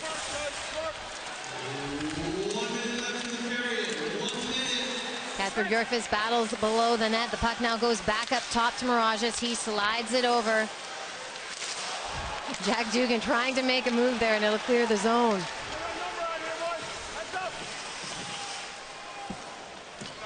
.40 seconds left in this second period. Providence Friars on the power play. Here comes Josh Wilkins. Wilkins gets stripped of the puck. Sends it back up top now to Jacob Bryson. Bryson back to Wilkins. Wilkins down low. Sends it to Brandon Duhaime. Cross to Tice Thompson. And McGrath takes that one high off the shoulder. You got to think that's a stinger, Billy. Well, of course. It may have even caught part of the mask there. Wow. What a shot. We could hear it from here. What a shot. But instead of utilizing the bumper, because Cornell's doing a nice job of taking away the guy in the middle on the bumper, they do a cross-seam pass all the way over. The one-timer, though, thwarted. Brandon Duhaime trying to wheel in. There's a quick shot, and it's in! Scott Conway looks to have the redirect in front here on the power play, and it is 3-0 for the Friars in just the dying seconds here in this second period. I mentioned yesterday Conway with no points, but significant impact in the game with his face-off dominance and net front presence. Duhaime protects it, pulls up, watch 10 in front. He's going to wait. He's going to call for the puck. And the goaltender, McGrath, doesn't seem to get fully set on this one. Wilkins there. McGrath is off his post. He's off by a good 8 inches. And right there, what a nifty little, just a little kiss of the puck as he opens up the stick blade, ramps it over the left pad of McGrath. That is a major blow to Cornell. They haven't played great, but still, to go in down by 2 would have been, okay, we can get it back. 3 is a huge deficit.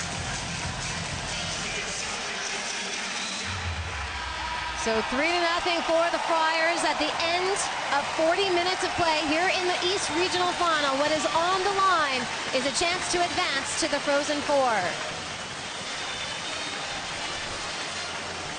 What a period from Providence College. The way that they were able to, again, to control the neutral zone, capitalize then in the offensive zone. Conway actually helped create that power play. Let's not forget the little dangle move that he had initially to get the stick out of the hands of McRae. Then McRae took the penalty, and then he finishes it with the redirection. So Cornell with some work to do. They need to find a goal. Quint is now with Matt Nuttall. That was a tough break. What has been most challenging so far, Matt? I just think coming through the neutral zone, they're doing a good job of bottling it up right now. So we got to find a way. Our D got to start moving our feet and find a way to get some speed entering the zone. What will you try to do personally to spark a turnaround? I got to start moving my feet. I'm one of the guys in the back end, so first thing I got to do is get going and then got to find a way to create scoring chance on the back end. What do you think the captains or coach will be saying in the locker room? Got to get it going here. It's 20 minutes and we're done, so nothing else to say. This is it. Thanks. Leo. All right, so you just heard it. Cornell's got to get it going. We will see if they can do that in the third period as they search for a goal. It's 3-0 Friars from the East Regional Final.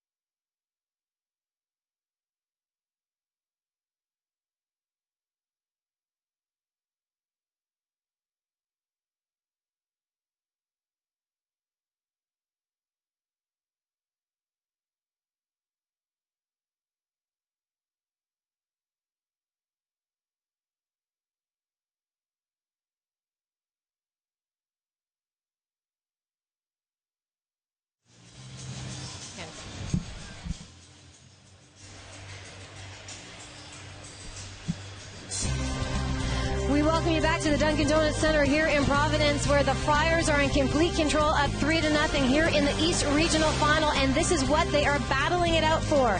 It is the chance to go to Buffalo for the Frozen Four tournament. And so far right now, Denver and UMass have already booked their ticket. The winner of this game will face either Minnesota Duluth or Quinnipiac, and Providence is only 20 minutes away from booking their ticket. What are they doing well, Billy, the Friars? They've dominated the neutral zone, even more so in that second period. Just look at the way they're back. They have a 1-2-2. They kind of entice through the middle of the ice for Cornell to try and do something, and then they have guys step up. Now they're taking these low-risk or making these low-risk high-risk passes by the Cornell, in particular their D-men. I mean, look right there. You have to understand that their tape is right back in that lane. You've got to pick your head up and make it happen. Nuttall said it best to Quint after the period. He says, we have to do something. We have to make better decisions by D-men, and they sure have to. The D-men are going to be very important this period for Cornell. And here's the tail of the tape right there. Providence out shooting Cornell 14-4 in that period. And in the intermission, Quint caught up with Providence Friars coach Nate Lehman. I could give you guys every cliche a coach says when they're up 3-0. And the skaters were saying the same stuff. But he said what's critical here is poise in their own end, grind them low, play for the fourth goal. That is, play with an attacking mentality. And they are very aware that Cornell's goalie has been giving up rebounds. It's a counterattack mentality, Quint. You know what I mean? Like, they get into the neutral zone. As you take a look, Providence is a dominant team leading going into the third. But, Leah, if they have counterattacked real well, and they've taken advantage of it when they've gotten into the offensive zone. Well, it's going to be a huge 20 minutes for both of these teams, for the Friars to maintain this lead and perhaps earn a ticket to the Frozen Four. Here's Scott Conway with the stripping of the puck. Skates it out in front, but he'll lose the handle. It'll be chipped out of the zone. And for Cornell, the exact same thing, but they're in a 3-goal deficit with tons of work to do against this Friars team. Well, we just saw one of their D-men, perhaps their best offensive-minded D-man, Yanni Caldas, try to skate the puck more. That's exactly what Nuttall said in his interview with Quint before the end of the second. But he got stripped by Conway there. These D-men, if they're going to be moving the puck, got to move their feet quicker. Alec McRae slides it over to Brendan Smith. Smith will send it ahead to Cam Donaldson. Donaldson with the little move, but he loses the handle on the puck. McRae will just bat that one in around the boards. Goes side to side, but here's Max Andreev sends it back for Smith. Smith pinching in. He'll put it back up top. McRae with a long shot, but it's blocked in front. Vimas Kumaran putting his body in front of that one. Nothing but sacrifice. He's been sensational for the Friars this weekend. He's their extra forward coming into the weekend, but the bottom six, the top two lines, Nate Lehman will keep together an awful lot, but the bottom six, it's all about who earns it the most. And between Tate and Sukumaran, especially yesterday, they get more ice time because they earned it early. Rigas turns and fire. Was redirected in front. It's collected yet again here by Cornell. Mitch Vanderlyn will drop it off to Joe Leahy. He tries to take the shot, but it doesn't get through traffic in front as it's clogged up. Hayden Hockey struggling to see it. Now down below the goal line, Vanderland, the captain, will skate it out. He wheels around. Tries to get the shot off. Hockey will poke it away.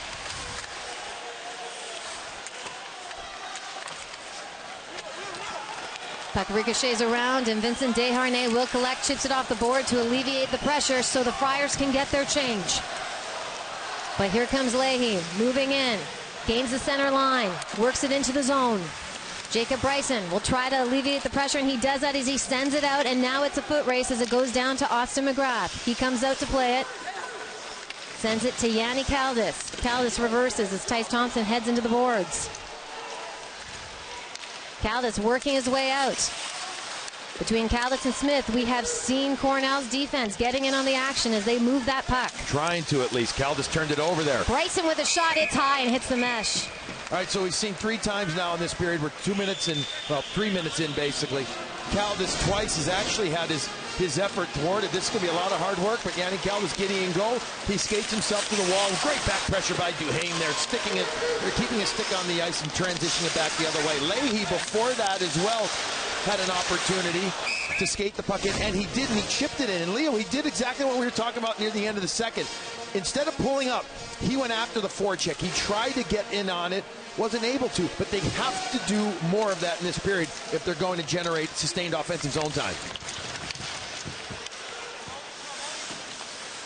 Cornell Big Red putting up 5 goals yesterday in their win. It came from 5 different goal scorers, but currently shut out today against the Friars. Nothing like what 24 hours can do. Here's Kyle Betts flying down the wing. He'll crash into the end boards. It's collected by Davis Buns. Sends it up. Battle along the wall. Back down below the goal line for Betts. Betts. He's held up by Dugan.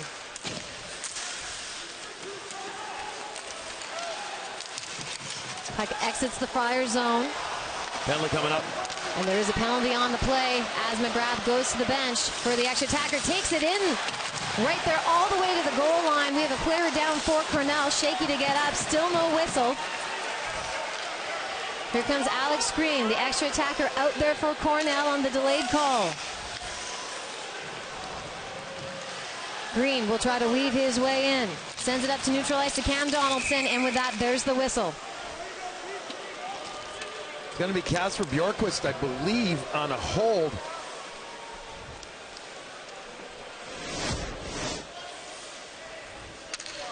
Right there. He's just going to end up reaching around, takes the penalty. So let's head down to Quint with more. Leah Bjorkquist just is avoiding going to the penalty box because he is injured. Dropped his stick on the bench and actually just walked past me. Looks like he was holding a hand or a wrist or some kind of upper body, and the trainer followed him towards the Providence locker room. So I'll give you the follow-up, but Bjorkquist not in the penalty box. He is in the Providence locker room getting looked at. You can see right there, Quint, great stuff, bud, for telling us. I see on that replay, when he reached with his left arm, there was a moment where you could almost grimace, because it seems like he gets extended there. So, yeah, definitely an upper body thing, whether it's a wrist or a shoulder. Good catch, though, Quint. Excellent stuff. So Brian Leonis will serve the penalty. Cornell 0 for 2 on the day. Remember, they had those early power play opportunities. Off McGrath comes out of his net as there's a shorthanded opportunity. But it will all calm down as Cornell will bring it the other way. Shane Cavanaugh made it a little scary there for McGrath. And an errant Cornell pass will send it all the way out and back down to the Big Red zone. A minute and a half left on this power play opportunity. Cornell still searching for their first goal. Puck along the board, and once again the Friars will clear as it's batted down. Get a few fresh legs out here on the penalty kill. Mitch Vanderland back to collect. He'll drop it off for McRae. McRae begins out. Sends it down to Max Andreev. He's wheeling around, but it's rubbed out along the boards. Friars try to clear, but they can't get it out of their zone. Comes back to Andreev. Andreev will put it up top to Nuttall. Nuttall with the long shot. Redirection in front by Michael Regish, but didn't quite get on the net of Hayden Hockey. Now it slides over to McRae. McRae back to Nuttall. Nuttall working the point. He sends it down low to Regish, but can't get the shot off. Nuttall telling Quint in the intermission that it was up to him to get his feet moving, to get things going on the back end. He's up top here on the power play, pinching in, overskates the puck, and now he's down below the goal line. Right there, back door. And Hayden Hockey with the save as Andreev tried to hit Brendan Locke. Great pass. Excellent pass coming across from below the goal line. As the puck is put below the goal line, you'll see the puck come from side to side. Side over here to the front of the net. It's going to come right across as all the Friars are caught looking at the puck. Nobody gets the back door. Desharnais tries to get over there. Bryson, though, gets caught puck watching and not picking up body. Hockey, though, finds it, holds it, gets a face-off off to his blocker side. So 22 seconds left here with the extra attacker for the Big Red. Off the draw, up to Caldas. Caldas will send it across to Green. Green back to Caldas. Caldas tries to rip it, but it's blocked by a Friar player, Jason O'Neill, and it'll go all the way back to Cornell zone.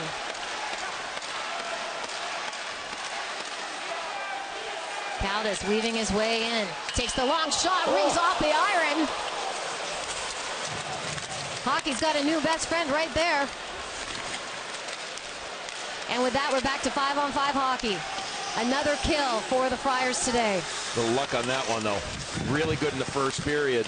A little lucky there. Sometimes you got to be lucky to be good, as they say. No doubt. And here comes Tristan Mullen. He gets jammed up by Desharnais, but no ball in on the forecheck. He's got some company. Two teams battle away behind Hayden Hockey. Josh Wilkins will lift it out and sends it all the way down the ice. Whistle on the play and we'll bring it back. Hockey just seems to be, you know, this one, it maybe screened a little bit. His reaction, at least from up here, it looked like that he was just off a little bit as the shot comes from Caldas. See how he gets punches at it the last second there? Just seems to have lost it from the point of release, and perhaps one of his D-men in front of him there takes a deep breath, says thank you to the post, looks up at the scoreboard here and says it's 3-0, but still hasn't allowed a goal since halfway through the first period yesterday. And such a huge performance right now for hockey. I'm not going to say too much about it because I know the hockey gods are listening. Right and tight there, can't get the shot off for Cornell. But considering what happened in his first period yesterday, allowing 3 goals to Minnesota State, what a performance here today so far. So with that, Hayden Hockey, he has 14 saves in this contest. We are in the third period, and the Providence Friars are up 3-0. The NCAA Hockey Championship is brought to you by KFC's Chicken and Waffles. Available for a limited time only.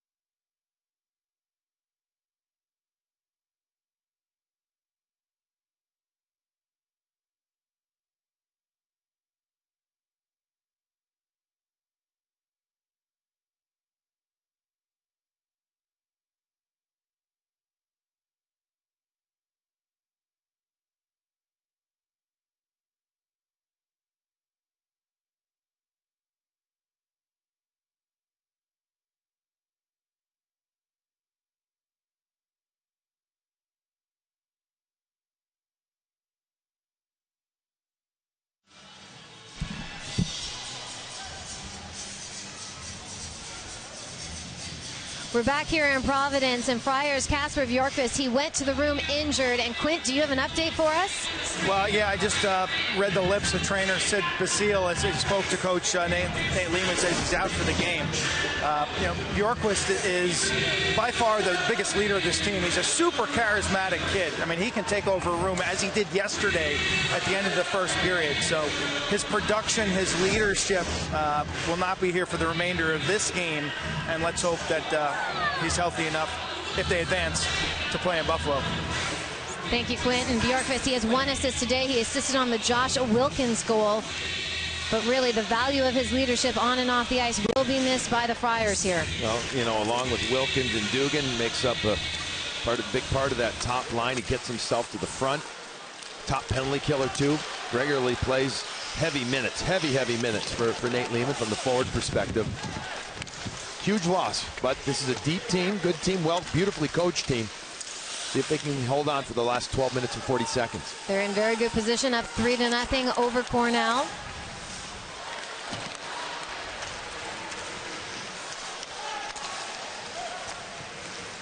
Puck sent around the boards. It will find its way to Yanni Caldas. He sends it ahead to neutral ice. Friars are back on it, as is Morgan Barron.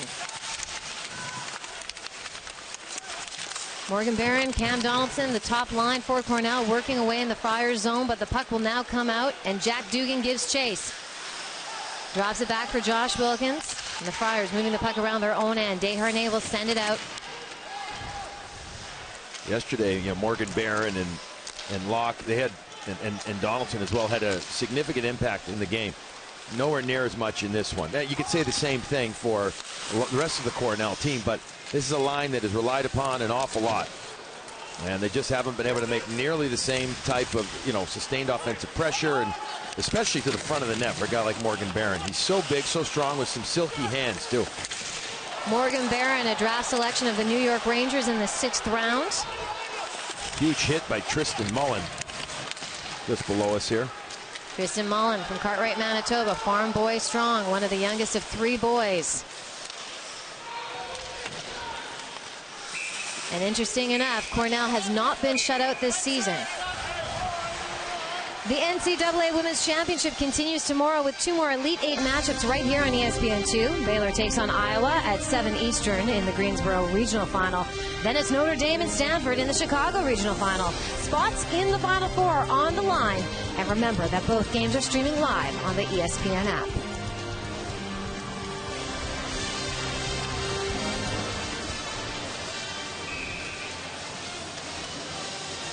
So the Providence Friars just up 3-0 right now. They're going to have a face-off in their zone. And once again, reminding everyone, this is the East Regional Final on the line. A chance to go to the Frozen Four in Buffalo. Shot there is blocked. Foot race to the puck. And there will be a shot from John McDermott, but it's high.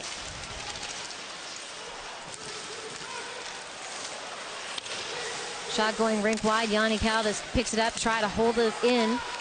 He's got Friars player draped all over him.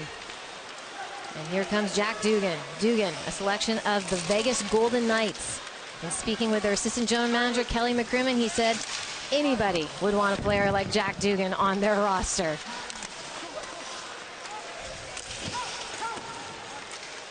Cornell taking a look. It's Alec McRae behind his own net. Scott Conway also has an eye deep in the Cornell zone as they try to exit. Great rotation in the neutral zone. Reads and reacts from the Providence College Friars right there.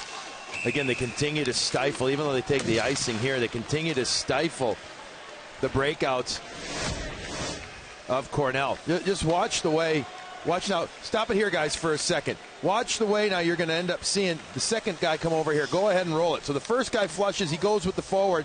Second guy steps up. Now the third guy's going to fill the lane. Excellent reads and reacts. Everybody just playing off of each other. Nobody jumping before they should get into a lane. It's in harmony right now. So currently Cornell with 4 shots in this period. Providence College has yet to put one on net on Austin McGrath.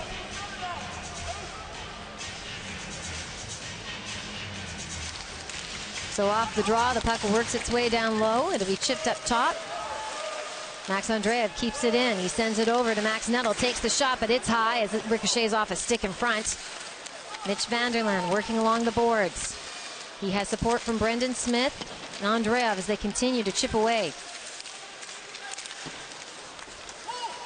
Max Andreev now below the line. He'll drop it off for Smith. Here comes Smith in tight.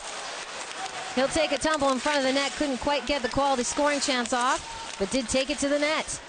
Good example of D getting involved. Smith with a nice drive down the left side. Smith tries to take the long shot, but it will hit the leg of Tice Thompson. Now right in front, sends it back up top.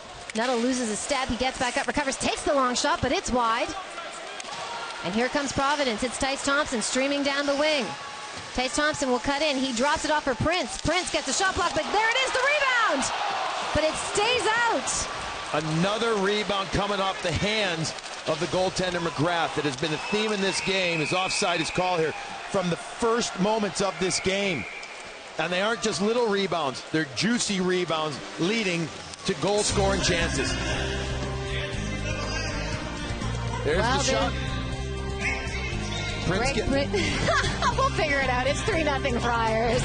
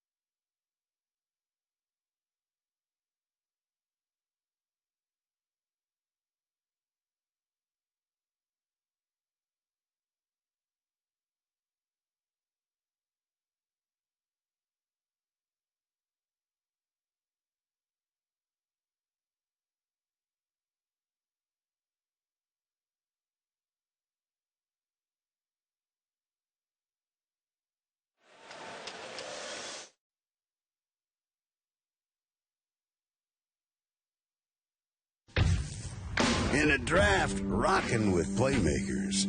Teams in need of a quarterback are seeking a hit maker. And these three are making everyone listen. The NFL Draft begins April 25th on ESPN and ABC. Welcome back to Providence. It's the 2019 NCAA quarterfinals. The regional final is Providence and Cornell. And only in Providence do you have two mascots. We got Friar Dom, no comment, and we have Huxley. Is this like a mascot controversy brewing? You must get a lot of hugs hanging out with this guy. You know, I have a picture of you that I couldn't even show my daughter. I was afraid she was going to get scared. Perhaps a little makeover. Huxley, you're my guy, man. Leah. All right, well, just a note here, with Casper Bjorkqvist being injured, the top line for Providence is on the ice, and Greg Prince has joined them. He has a goal here today. Austin McGrath will send that one back up the ice. Morgan Barron has a step, drops it off for Caldas. Caldas working his way in, but he has O'Neill on him. Now it's back. Michael Callahan will clear it. He sends it ahead. Bit of a figure skating move there. Long shot just wide of the net. Seeing more guys, though, blow tires or, you know, with the ice. I think that's what ends up happening. Gets a little soft, hit a rut, go down. Jason O'Neill. He has Alex McRae on him. He'll drop it back. As John McDermott is there with him. Now, once again, O'Neill. O'Neill sends it for McDermott. McDermott. Loose puck behind the net of Austin McGrath. Works its way up top, and here comes Cornell the other way. Noah Bald on the move. Noah Bald, Tristan Mullen, and Kyle Betts on the ice for Cornell. This is a line that entering the East Regional had 15 points in 3 games. 3 goals apiece. They could use one now.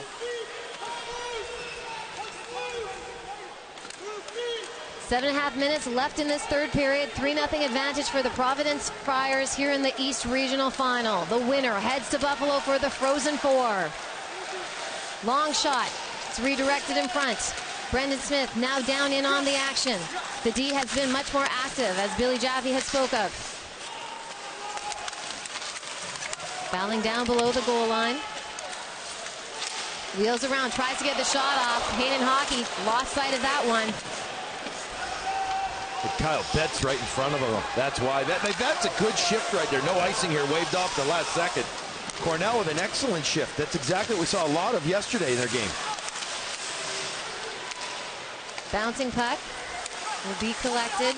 Michael Callahan tries to dish that one out on his backhand, and now it will leave the zone. And here comes Scott Conway on the move. He sends it back for Brandon Duhan. Duhan will turn. He sends it across ice to Callahan. Callahan puts the shot on net right to the glove of McGrath. No rebound this time. Sports Center tonight after Braves Phillies with John Anderson and Steve Levy. The Game Day crew joins the show to break down the Final Four, plus the standouts from MLB's opening weekend. And 1 year after suffering a brain aneurysm, Danny Farquhar's journey back to baseball. Sports Center after Sunday Night Baseball on ESPN and the ESPN app. Well, we're not there yet. What are the officials talking about? Who is going to, I think, who is on and off the ice, perhaps, but Mike Schaefer will start you got to figure he's going to pull the goaltender earlier. We're not there yet, but this isn't a wait until 2 minutes, 2.5 minutes. This is, you know, your desperation time here. Get in the offensive zone, maybe 3.5, 4 minutes or so. If it was 2, you could wait a little longer. Down by 3, Schaefer's going to have to be more aggressive, no doubt about it. Just like his team mentality, he's going to have to continue to be more aggressive. Here's a little history of the last 15 years. Cornell 0-for-4 in regional finals, outscored 9-3. They have never scored more than 1 goal. Still looking for their first here this afternoon. Mitch Vanderland, the captain, will wheel around. Now it's picked up by McRae. He sends it around the boards and out of the Cornell zone. It's picked up in neutral ice, and a whistle on the play. This is the type of action that Providence College will be just fine with right now. And this is no sweat type, meaning don't force anything. Just be smart. Continue to do what you're doing in the neutral zone. Read the play. Move it back into the offensive zone. Nate Lehman told us before the game, He wants his team to be the best version of us. That was going to be one of the last things as he told them last night, told them today. Just be that best version of us. And now with 6:08 remaining, that version is continue to be smart. Hold the lanes. Put the pucks back in. Don't take any unnecessary chances.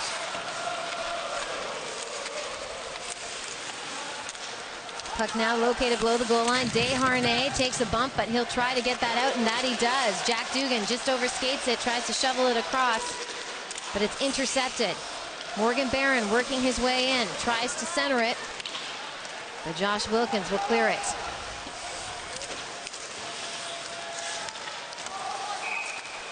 Whistle for offside.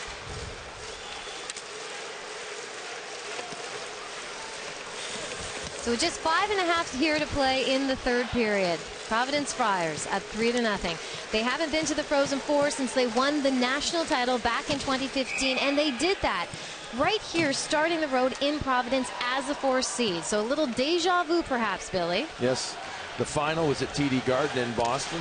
The Frozen Four this year. It's Buffalo, New York, another great hockey market. That will be a fun weekend. That will be, I mean, the hockey mentality in Western New York is just tremendous. They've got 5 minutes and 30 seconds left to hold on and get there.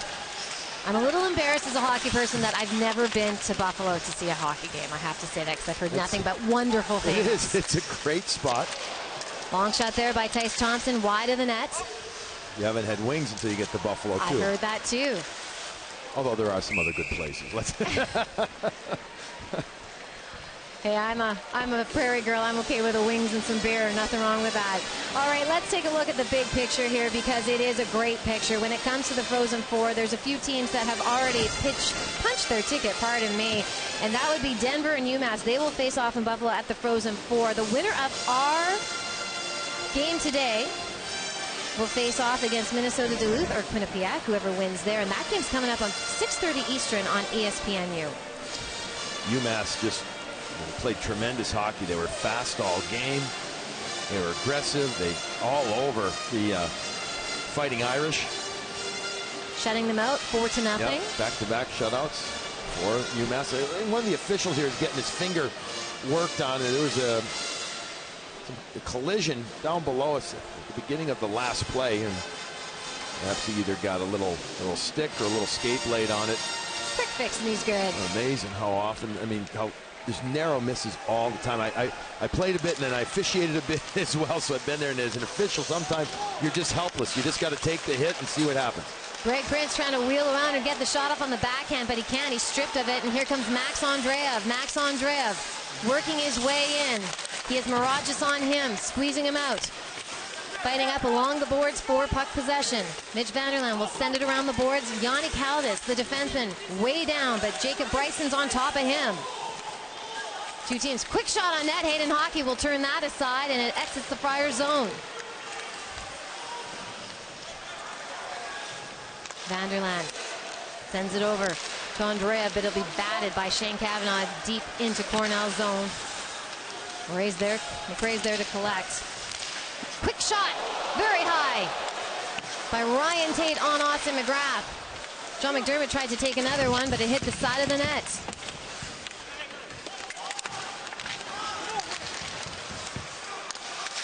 Sends it up top. Long shot as traffic collects in those layers in front of Austin McGrath. McRae has McDermott tied up as these two teams continue to battle for the puck. There it is, pops loose. And it's collected by Liam Motley. The freshman takes it out to center ice. He'll send it down to the zone where Joe Leahy will give chase, and there's a whistle and stoppage in play. Well, now we're 3:45 remaining here in this period. You got to think that McGrath is going to be getting off soon. I think Schaefer's yelling to him right now a bit. Nice talking to some of his other players, too, at the end of the bench. But McGrath's been looking over at Coach Schaefer, Coach Sire over there regularly, see if there's going to be a sign. He'll listen. He knows that he's got to be getting to go. I mean, there's nothing. Obviously, you're down 3. There's nothing to lose right now. Get the puck into the offensive zone. Cornell, well, you know what? What's the big deal? If you give up an empty netter, all right, so you're down by 4. I mean, get after it right now. This is it. Now we're at that time. I think if they wait any longer, once they get the puck out of the zone, I think that they're making just a little bit of a mistake. Time for some desperation hockey from the Big Red. Quick shot there by Scott Conway. Good save. Good save by McGrath. No rebounds as he ate that one up. And with that, off the save of Austin McGrath, Providence continued to lead 3-0.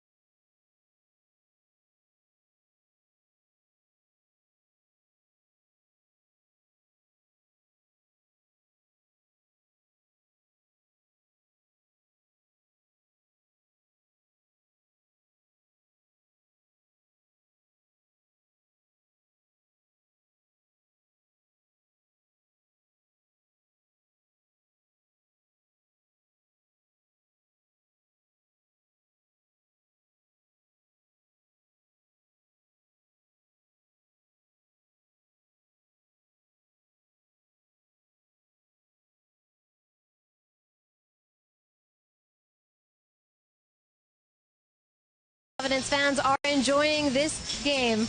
That's the East Regional Final as their team is up by a score of 3-0 over Cornell Big Red. And since early in the first period where they killed off a few Cornell power plays, they got some energy out of them, score a goal. They've just been the better team overall. They've executed their game plan significantly better. And Cornell's a hell of a team. Oh my God, well, they were outstanding yesterday. They worked hard, but let's not forget, you're playing without your top goaltender and one of your top forwards. You know, McGrath, you know, he has a few rebounds that they happen here, but you know, this is a team that Matt Galida played not the entire year, but just close, you know, an awful lot. And Galida continues to be a factor as we take a look. He's on the far right there. Watching both yesterday and today, obviously wishing he could be here, suffering that fluke injury against Clarkson in the ECAC championship game with just the minutes remaining. And don't forget as well, Jeff Malot's out of the lineup too. So perhaps the injury's catching up a little bit with the Big Red. I mean, you can battle and you can say we're not going to feel sorry for ourselves and we're going to do with what we got. But eventually there might come a time, and perhaps it's today, where the injuries just catch up with them.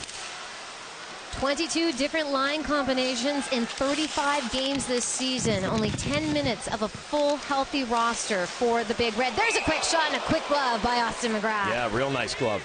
So McGrath, 2 nice saves in the last minute or so, minute and a half of game action here.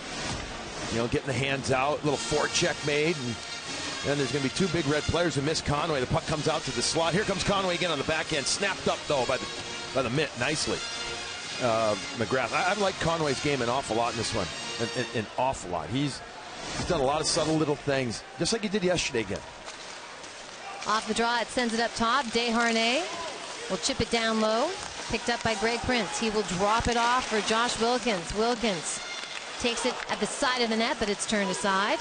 McGrath without his stick. All right, let's take a listen and look now if he starts coming off the ice. Here he goes. Looks like he goes. Oh, little hesitate. Little double clutch because he was waiting to make sure that the team got the puck into the zone. And now he comes back. As you see on the split screen there, he's going back into his crease with the neutral zone face-up. But yet again, it's just another example of Providence College executing well in the neutral zone. Providence College trying to get some fresh legs on the ice. The official saying, no, you missed your window here. And that could be a factor, as it looks like we're going to see Austin McGrath head to the bench as soon as possible for that extra attacker. Good job here by the Friars, forcing him to stay in his net. Max Andreev drops it out for Brandon Smith, and there goes the goaltender. McGrath is on the bench. Here comes the extra attacker for Cornell. Smith with the shot. It's turned aside. 2.5 minutes left in this hockey game. Max Andreev sends it in, and Hawkeye will squeeze and shut the door. Nice save by Hayden Hockey as he gets himself big. A nice play here as well by Smith. A little shuffle into the zone, gets the pass back from Andreev. Tries to go short side, but the top part of the stick looks like from Hockey. Ends up blocking it out, and then a really good focus. Really good rebound control there by Hockey, bringing the puck into his midsection. And at this, Cornell will take a timeout. Well, let's show you how we got here then. We got a perfect time right now with a couple of seconds. It starts in the first period. Greg Prince is going to get it after a little bobble of the puck from Bryson. He just throws it to the net. Prince gets it. Then it's going to be Josh Wilkins getting it in, muscles it in, it turns his skate. It was a good review. It was a good goal. And then late second period, 0.6 seconds remaining. Scott Conway with the deflection, beautiful net front deflection of the puck.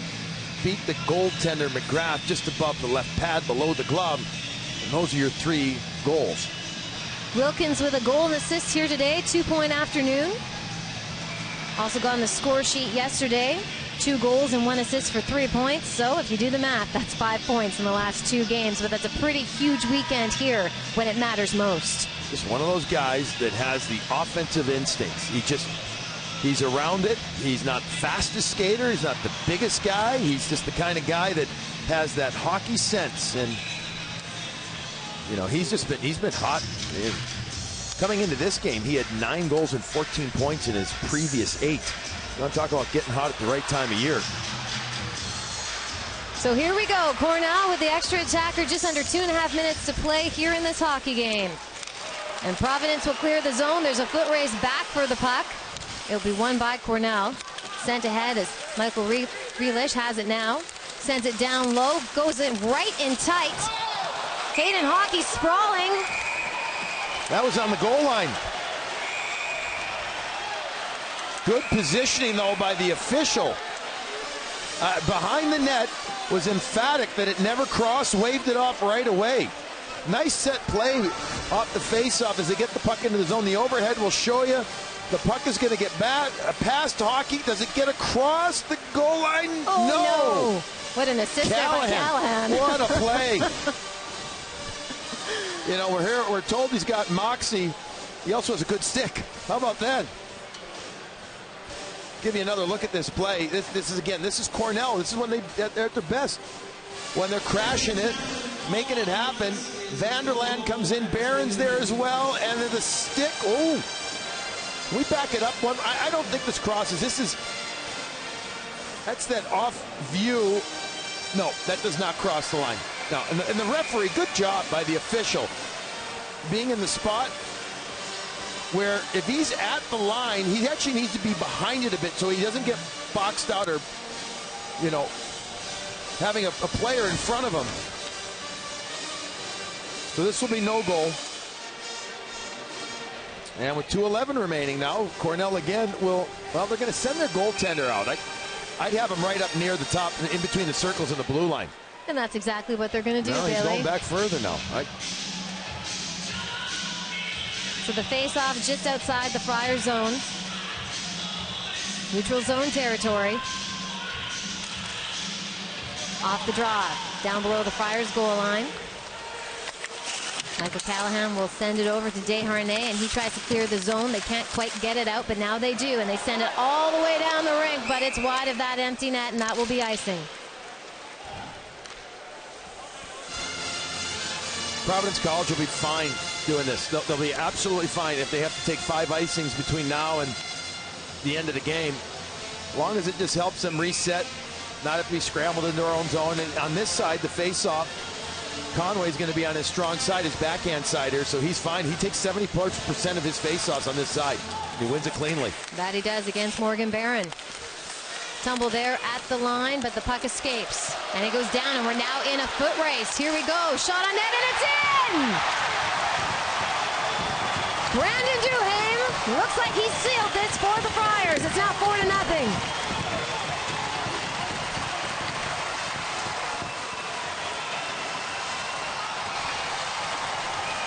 Duhaime with the speed after the face-off win.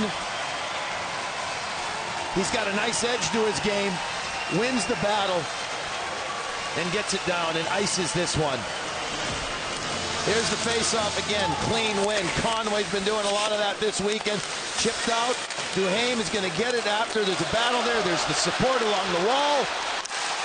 Doesn't overhandle it. Just gets it into the empty net. And the dunk. Celebrates another Providence College goal and a soon-to-be victory. That's Brandon Duhaime's first goal of this weekend. He had 2 assists against Minnesota State. He's a Minnesota Wild draft pick. And he may have just sealed the deal here for the Providence Friars. They will continue to play on. Just under a minute and a half left in regulation here in the East Regional Final. Desharnais in on that. Noah Balds will join him, and the puck will be worked around to the other side. Greg Prince, a goal here today for the Friars, sends it ahead. Mitch Vanderland, the captain for Cornell, whistle down. Vanderland has had a tremendous career at Cornell. He comes from New Brunswick. This is going to be his last game as part of the Big Red. But he's the type of player, multi-year captain for Mike Schaefer. He's just the type of guy that puts it on the line. He's respected by so many people. I mean, the way that he trains and prepares. And there's some other seniors as well. A guy like Bo Starrett facing his last game in a Cornell uniform. Some great players for Cornell will be done with their college career. Mitch Vanderland had the game-winning goal yesterday against Northeastern to propel his team here to the East Regional Final.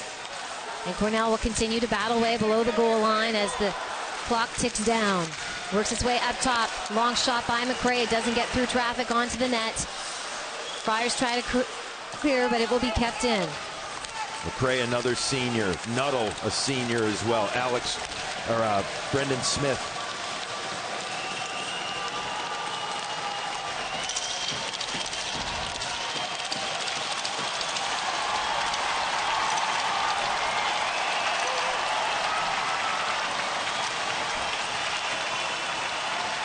The shot is high. Hockey with the save. The seconds tick down. And the Providence Friars are off to the Frozen Four.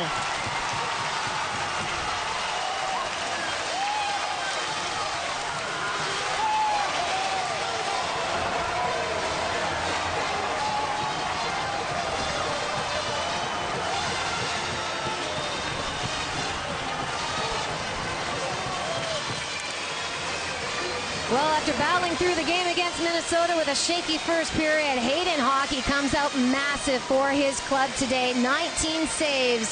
He now has 7 shutouts to season. 15 career shutouts. Came up massive today for this Friars club as they faced 2 early power play opportunities. But he managed to shut the door as the Friars have punched their ticket to the Frozen Four. I guess if as a team you're going to have a bad period, make it the first period of the first game, because then after that, 5 periods have been excellent for Providence College. And Quintus standing by with Friars head coach Nate Lehman. Coach, congratulations. How were you able to parlay yesterday's big win into today's performance? It was all about last year. Last year we were a minute away from a Frozen Four. That's all we talked about after the game. Our guys have been waiting all season to get back to this point, and it showed today. I mean, I thought they were warriors. I thought Cornell was a heck of a team. We thought coming into this game, this Cornell was a team that could win a national championship. We watched them on film, and we had to beat another team today that could win a national championship, and we did. So we're really proud about it. Really happy for the guys, but they were close to this last year, and they just wanted it. Congratulations, Coach. Thank you. All right, a happy coach, Nate Lehman, and his team has punched their ticket to the Frozen Four, the winners of the East Regional. They will face off against the winner of the Midwest Regional, which will go tonight at 6:30 Eastern on ESPNU. Minnesota Duluth, the reigning national champions, taking on Quinnipiac.